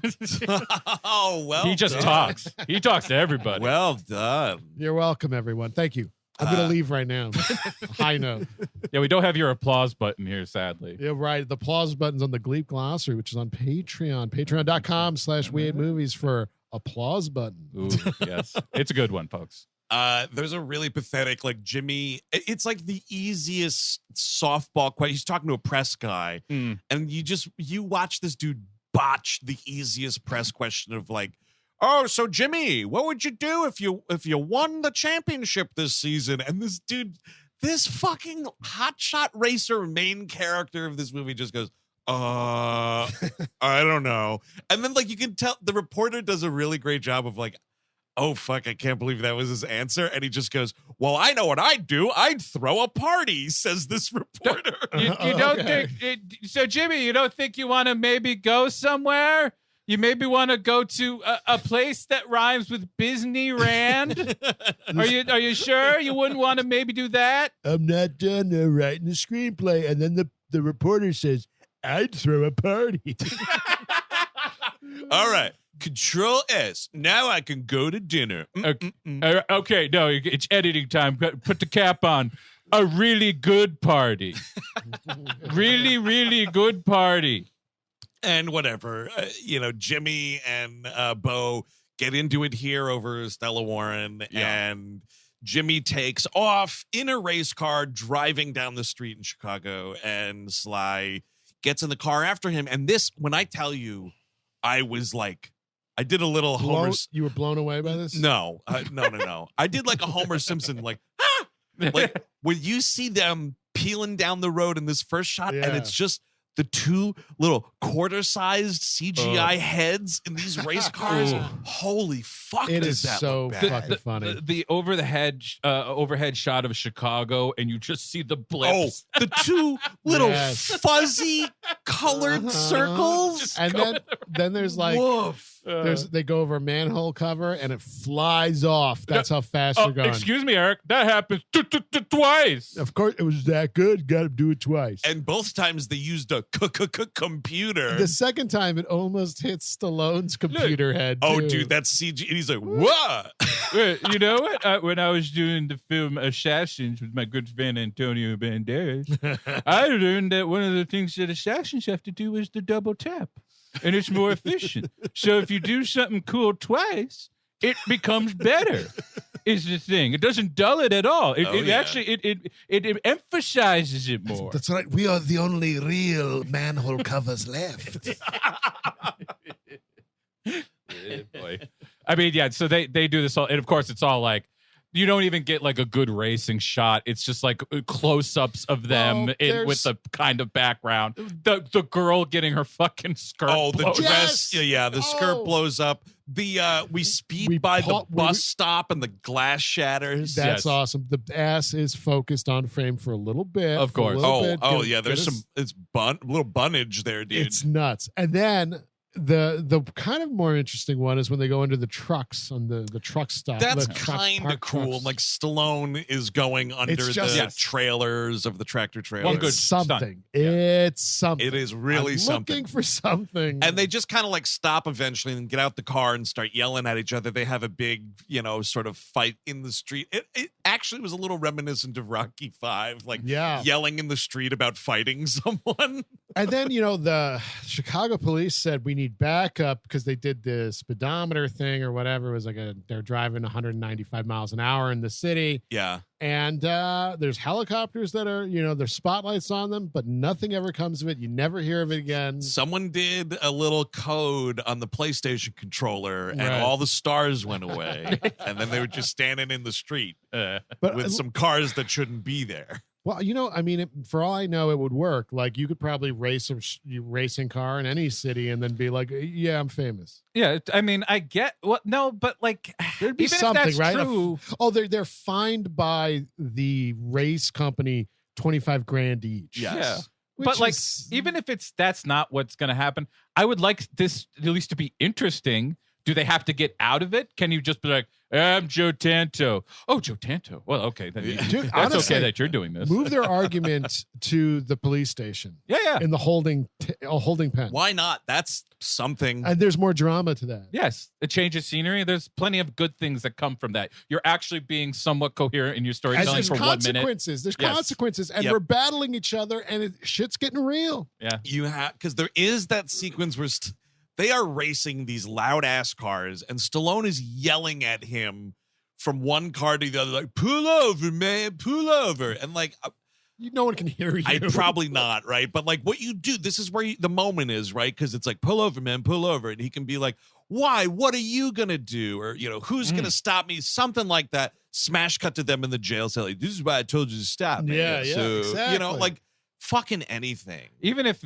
you could hear over the engines, you certainly are not going to hear over the Chemical Brothers, who are jamming. They play most of Out of Control during this scene. And like, that's actually the good side of the soundtrack. Crystal Method and Chemical Brothers, I will take over Insolence and whatever these fucking butt rock fucking shit is going on. It's horrific. This is a really bad soundtrack. The worst of the worst is they play this.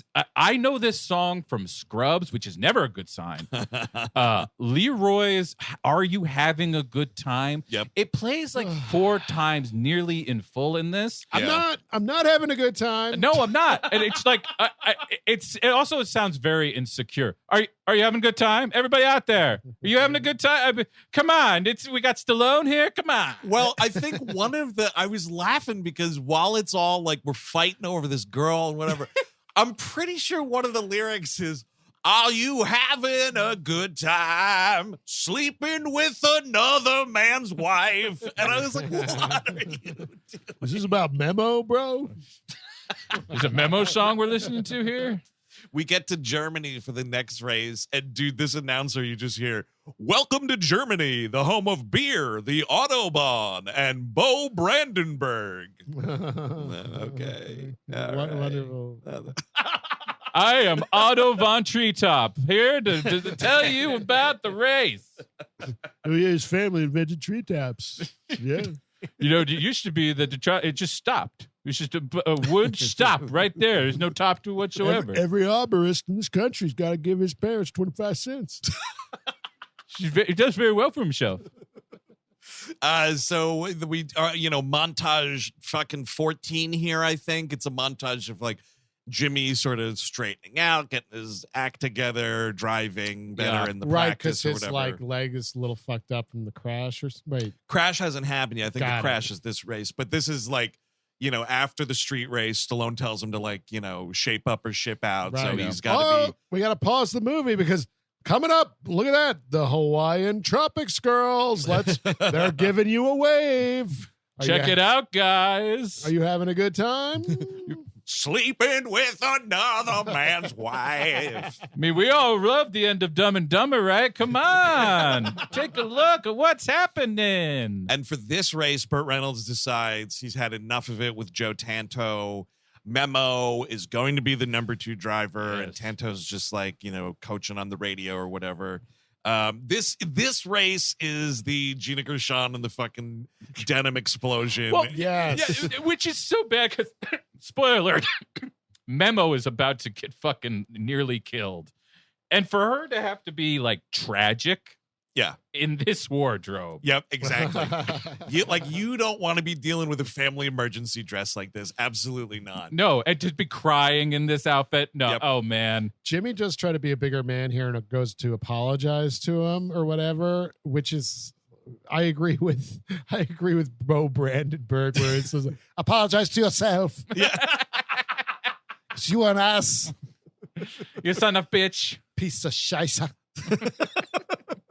But so Burt Reynolds also says here that if Jimmy does not win this race, then he is not the lead guy anymore. He's not going to be driving. Yeah. Race starts. What is this? Filter's hey man, nice shot. I believe? Like as if there wasn't enough of like Memo's got to go in for you last minute.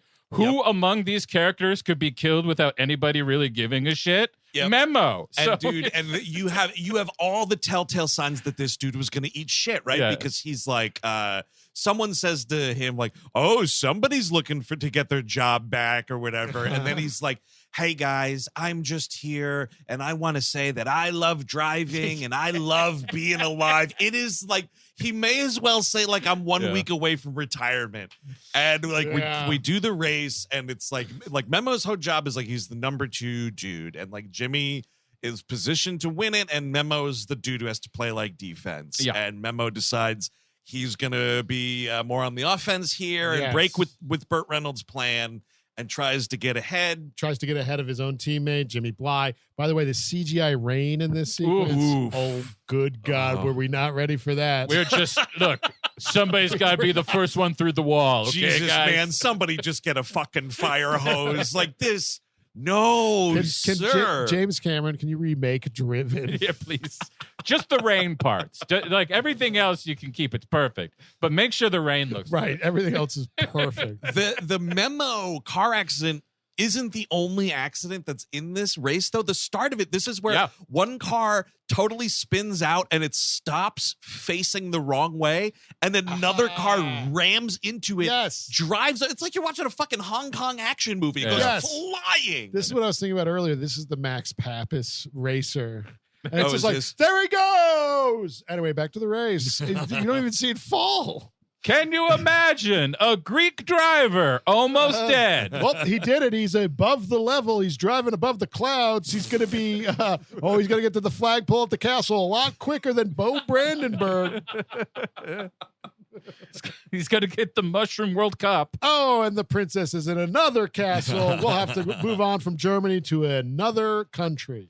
There's, it's really, speaking of all the product placement and stuff, it's really great that PlayStation and for the time the movie came out, the PlayStation 2 are being advertised so hardcore in this movie. Oh, yeah. Because all of these graphics look like they're straight out of a fucking PS1 racing game. I mean, it is. Meet your new partner, Crash Bandicoot.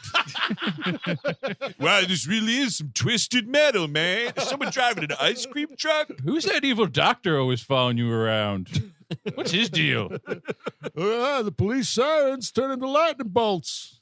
Somewhere around here, Burt Reynolds' funniest line of the movie is like, Gina Gershon's like yelling something into the headset. Burt Reynolds just goes, "Hey, shut up. This is really, and it's like seconds before this dude gets in the car accident. She's egging him on, like, Memo, you can do it. You can win the race. And he's like, shut up.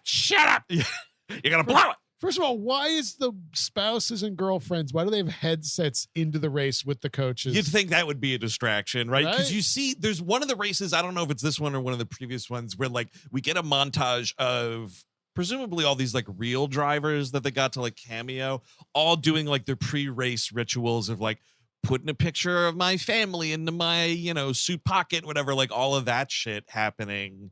But like, yeah, Gina Gershon is like, not every racer's, partner is out on the fucking track with a headset on. It's only going to be the ones that are going to be devastated today. Like that's, you make sure they're out there. So this, Memo, he fucks it up and he goes flying out of the track into a swamp somewhere. This is insane. The swamps of Germany. It's like his thing, his car's on fire. It flies into this swamp. There's like gasoline in the swamp. Fuel, man. It's fuel. Fair enough. There's one part where the reporter is like, so something gas. And he's like, fuel? It's called fuel. This is like a Reddit comment and a half, right? Yeah, like, you better say fuel. So the tree light's on fire at one point. Oh, yeah. And there's just like, emergency services cannot reach them. Like, that's your job. What is that? They're taking fucking forever. Socialism, folks. On display. They can't reach him. Oh, look at that. Jimmy Bly now driving down the wrong way of the racetrack. What's he doing? Yep. He's doing their job for them because they're not doing it. But also, he's endangering the lives of everyone else who's racing because he's driving the wrong way. We just saw what happened. Max Pappas got his fucking neck broke. So, yeah, like Jimmy drives off the track and jumps in to save him. Then fucking Till Schweiger goes in on it. So certain that Till Schweiger was just going to fucking like, let me finish the race. Then I will get to you. Don't worry. I'll be there in a minute. No, but Till Schweiger goes, he's like, it's going to explode.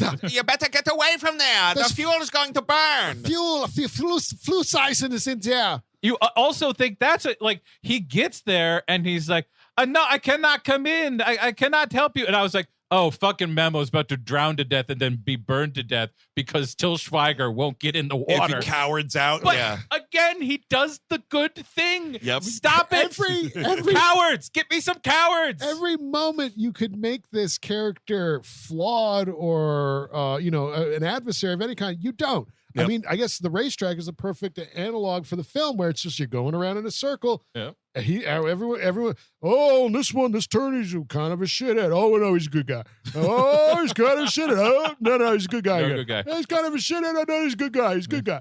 There's a great. Speaking of all the announcers and stuff, there's two great things. Where we got there's like a chopper overhead, like filming the wreckage and whatever. Right. And just the two guys, the exchanges. Oh damn. Oh, that is horrifying.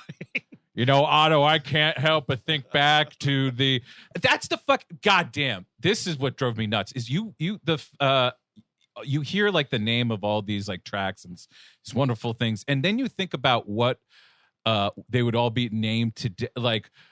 Welcome to the Crypto Panda Raceway. Oh, sure. Yep. In Toronto, Canada. Welcome to the NFT Turd Fart Beltway. The 1-800 Accountant Speedway. Yep. Yeah, you're right.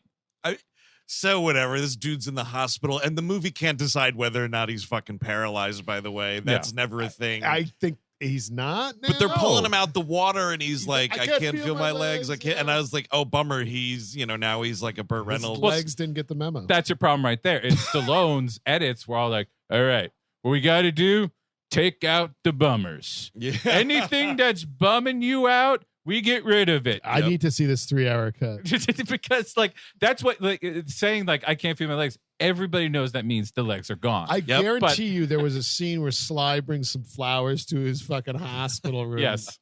And he's like, I need that. Sniff these. They'll make your legs come back. It's that simple, brother. The magic. Yeah, the magic. But it's insane because it's like, what's his face? Jimmy is also in the hospital. He fucked up his foot. Because the car, in the swamp, sort of rolled on it or whatever. Yeah. This is around when we get the Burt Reynolds monologue with Sly, where it's just like, I'm letting you know. I'm letting you know. I'm cutting the boy.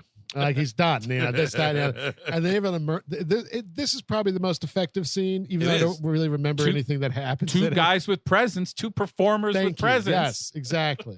Yep. He says, he's letting him go because Jimmy got out of the car and saved it, saved Memo. And Stallone's like, he's helping his teammate, man. Try to be a human being. What is this all about? Just watching people get into car crashes? Well, yeah. It kind of is. Kind of a little bit. His whole thing is like, let me tell you, we're all damaged, all right? All right? There's no excuse, all right? God damn it. That whole thing. He has a good screaming line here at Stallone where he's like, I watched you kill yourself. Yeah. He says that. He goes, I've got an excuse, not to race. You don't. He's like pounding in the wheelchair and everything. Great. Oh, yeah, that was all that was keeping Burt Reynolds from the racetrack. Yeah. 100-year-old Burt Reynolds is going to walk it, or Still Henry James, or whatever his name is. Somehow Sly Stallone, the PE teacher of this race team, was able to talk his way into allowing Jimmy to stay if he can, get in and out of the car within 4 seconds and, jump on the bad foot. Yes, that's the whole, Sly's like, well, hey, man, you're trying to cut him, but Memo may or may not be paralyzed. And then it's just me, man. Yeah. So, And Jimmy, take some of this oxy, make you jump. You won't feel it when you jump up and down. That's I guess part of the actual, they say the regulations in the movie anyway are you have to be able to get yourself out of the car in 5 seconds. In case there's an emergency, right. You got to be able to move. So in case your partner, I guess, is thrown into a swamp and set on fire. Yeah, exactly. Just got to be prepared for those instances. But then this, he does that and totally fine. And Stallone's like, all right, man, well, here we go. And then Burt Reynolds is like, nah. Why don't you jump on that foot 10 times? That's my test. It's another yelling right here. And this guy just kind of hops for a little bit and does it. But I'm like, okay, whatever. Well, thanks everybody for this thrilling scene. Could we just get to the race, please? Do I want to? I'm so tired of these races. But here, folks, it's the last race. That's the last race. Why I'm excited Christ. At least. And because he thinks that Jimmy is going to be fired by Burt Reynolds, DeMille, Robert Sean Leonard as the brother / agent, moves to become Bo's agent. Yes. At some point. Big mistake. And they have a big yelling match. And again, it's a thing where it's Robert Sean Leonard all of a sudden isn't an asshole, and instead this character's injured, and it's 10 years being a nobody, you're working behind the scenes while you get all the spotlight. And I was like, what is this character? And I like Robert Sean Leonard fine. I think he's a really good actor, but this character is in 7 different directions in this movie. I mean, he is praying to the Lord above and thanking him every day for Hugh Laurie and House. Oh, sure. I mean, because if it wasn't for that, he's in this kind of situation. He's still doing these way too much, and it is a problem. He'd be a dad on the CW. Ooh. Yeah. Oh, big time. Oh, the Flash's dad. Well, that might be something.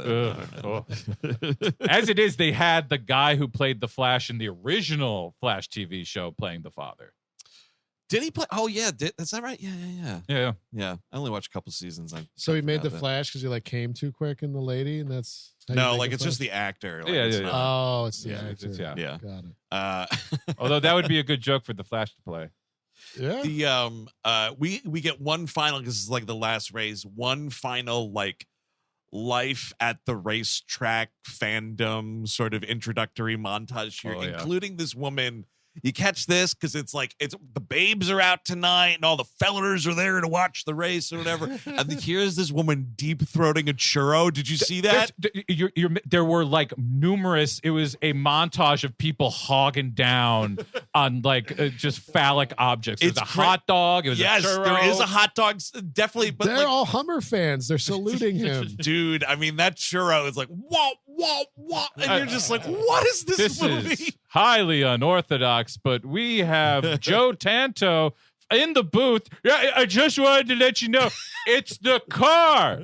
The car that you drive down the road, not the blowjob. I swear. And look down there, those ladies with those churros, another awesome deep throat. God damn it. You're not helping my point here, brother. I got to tell you. You know what? You're an inspiration to Hummers everywhere. Okay. Last time I got a blowjob, I thought of you, Joe. You know what? Okay, fine. It's the head. I was named after Head. That's right. I know we got a race to get to, but there's just one woman going to town on that delicious, delicious dessert. The concessions here in Germany. I don't even know how she got a carrot, but apparently she's going to town on it. Or whatever country we're in right now. This is the big finish in Detroit, dude. We're in the Motor City for this final race. Why isn't the fucking Iggy Pop fucking emceeing this? Welcome to the racetrack. That's why, hey, him and Stallone could understand each other. Yeah, that's true. It's like two whales talking. That'd be amazing. Iggy Pop's like, oh no, I got it. Don't worry about it. I speak Stallone songs.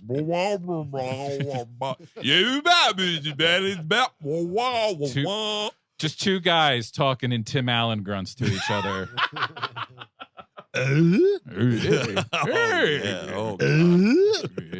Oh, he's presenting himself. Fine house.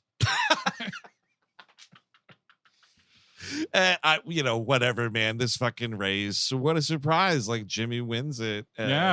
Sly's car, the axle breaks, and he slides into third place. I want to see Sly slide across the finish line, and the car completely falls apart like the Blues Brothers. I mean, you should have a big comic end to the. If it's not that, then I'm saying a problem child level vomiting is in. If you're spinning like that for so long,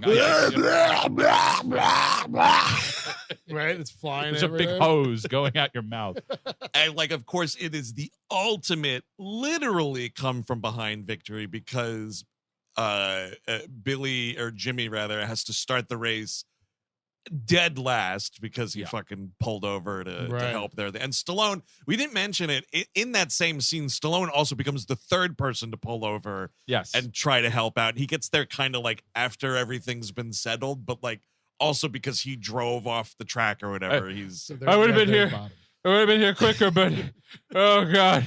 Oh, my hips. Oh, God. Oh, it's bad. Oh, boy. Is everybody okay? You could have just said you were giving a hammer somewhere. No, it wasn't that. It was the... Okay, yeah, it was the blowjob. Yeah, I was giving it was the blowjob. Sucking Schwanzen.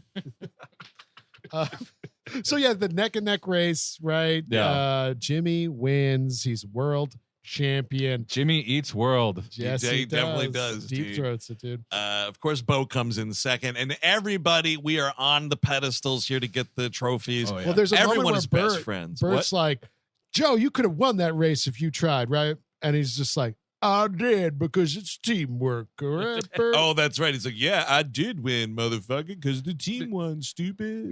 While all these very nice, we're summing up the movie moments are happening, of course. In the background, are you having a good time? Oh my God! Racing with another man's wife, with your friends and your French wine. Oh God! Oh wait, that's all right. So no, I was totally mishearing those. So it's wine with your friends and your French, because it's a song about are you really happy being famous and stuff like that? Is that what? Because dude, so I wrote down what I thought the lyric was finally here at the end. Are you having a good time with your friends and your friends' wives? That's what I thought. And I was like, what the fuck? Welcome to Utah. Gorgeous race here outside Salt Lake City. And then we freeze frame as champions. Everyone's spraying champagne. Everybody's everywhere. a winner. Isn't that nice? What a weird way to end a movie like this. As it turns out, no one was driven. No. You got nothing to root for here. There's nothing that happened in this movie. No. It's like the brothers McMullen sit during a fucking driving. It's just so there's nothing to it. It doesn't even the fact that they're racers doesn't even feel like it's a matter of the nobody has some We don't get to see like scenes of them getting ready and all these like insider stuff that might have juiced my feelings of drama on what race car driving is like. No, it's just like, hey, I want my ex-wife and you want your ex-girlfriend and he wants his ex-girlfriend. Yep. Well, I guess we're just all we just all want love. Yeah. And you know what? You better make up with your brother, man. You better be best friends with your brother by the end of this movie. Oh, yep. I see you giving a loving nod. Excellent. Everything's wrapped up. Memo, you still alive by the end of this movie, man? Yeah, I'm all right. Okay, yeah, that's good. Our work here is done. Where's your other? Is your other brother John Ford Bly here? Huh? Is Griffiths Bly here? Hey, where's your little brother, Memo? Where's Post-it note at? And I have no brother because I'm just a bow and I was a robot that was made. I killed him in the womb. Oh, here's Memo's father, dry erase board. So whatever, man. That is the end of this fucking lame movie. Final thoughts and recommendations, Eric Szyszka. Checker flag. We are done with this episode. Woo! We did it. I hated this movie. Honestly, I remember it vaguely from back in the day when I probably did see it in the theater. It's somehow worse than I remember. It's sure. I was like, I knew it was bad, but going back to it, I was like, there's going to be something I could find to like about this. It's Burt. I like Stallone now probably more than I did in 2001. Right. And this is just a nothing movie. You're better off, getting an RV race car of your own and spinning it around in circles. Yeah, fair enough. Christopher Cabin. Yeah, I mean, this was my first time seeing this. I cannot recommend. I mean, even by my very high standards for Renny Harlin pictures, this is a pretty amazing failure. I don't know if he might have not been the person who could get away from R-rated things. Yeah, I think that's kind of his issue. It's like once you got a little more friendlier, less bloody in these pictures, it went all to shit. And like that's kind of I have to prefer Mindhunters because at least there's the kills there, and those are pretty decent. Some superb kills in that not great movie. This feels more of just like Stallone has a project, he likes me, I will direct it, but there's nothing here of my actual interests. So. Yeah, not for me, not for most people, I'd say. It's a hardcore not recommend for me either. Like nothing against Renny. He's entertained me with a shit ton of his movies, man. Even something like Deep Blue Sea is fun. Entertaining. We will like The Covenant more probably.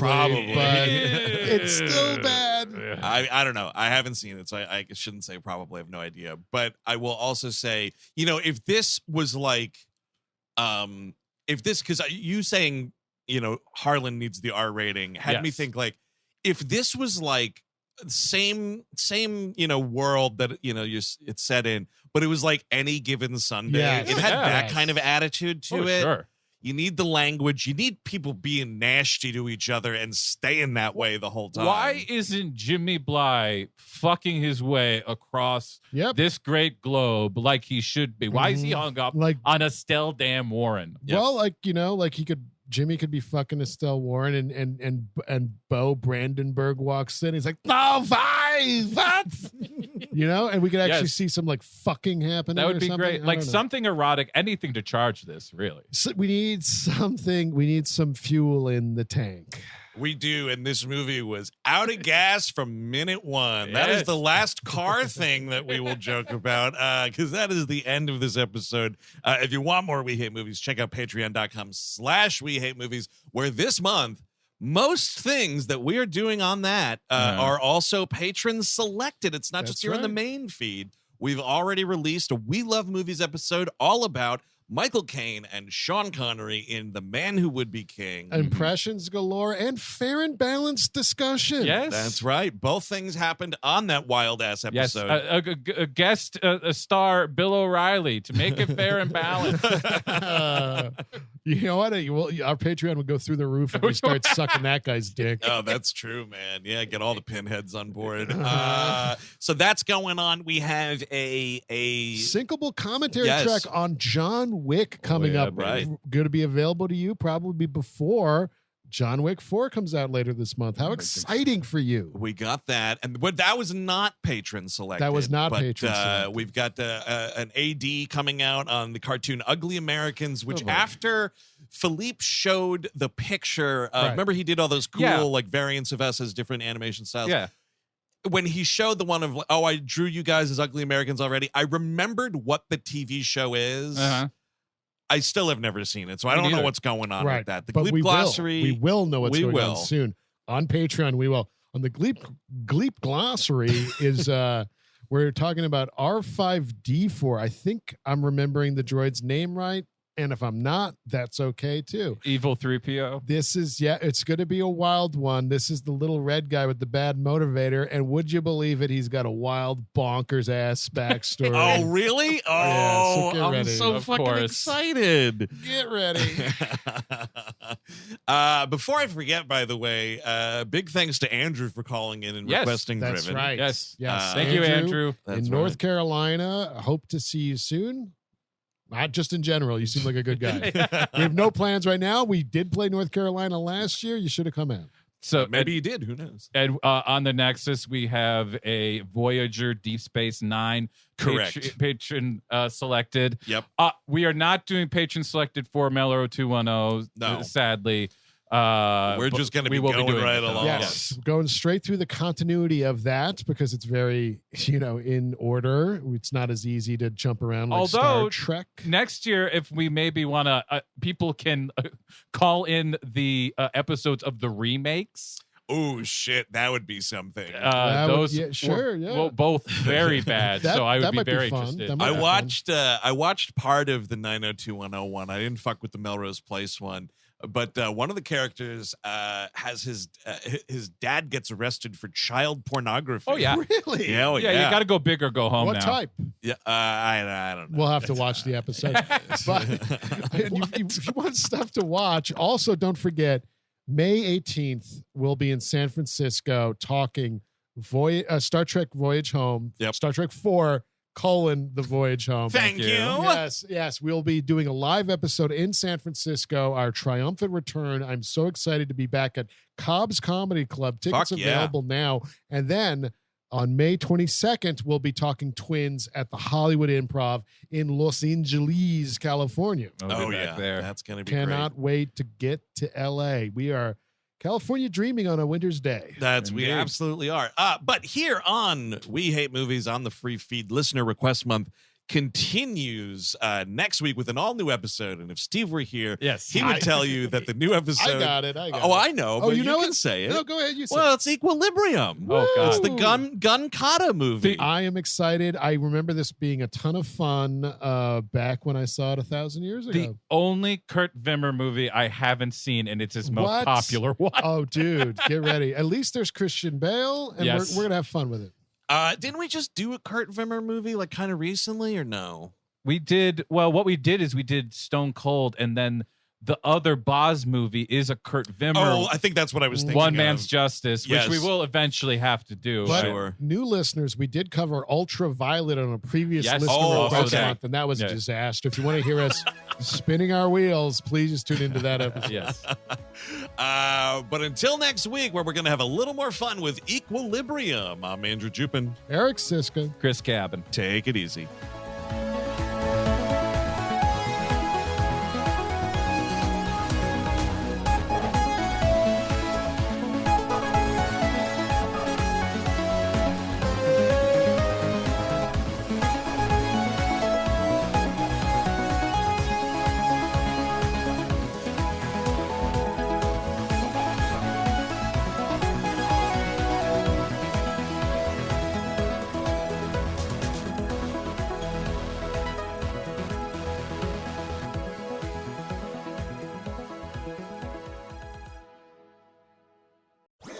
That was a HeadGum podcast.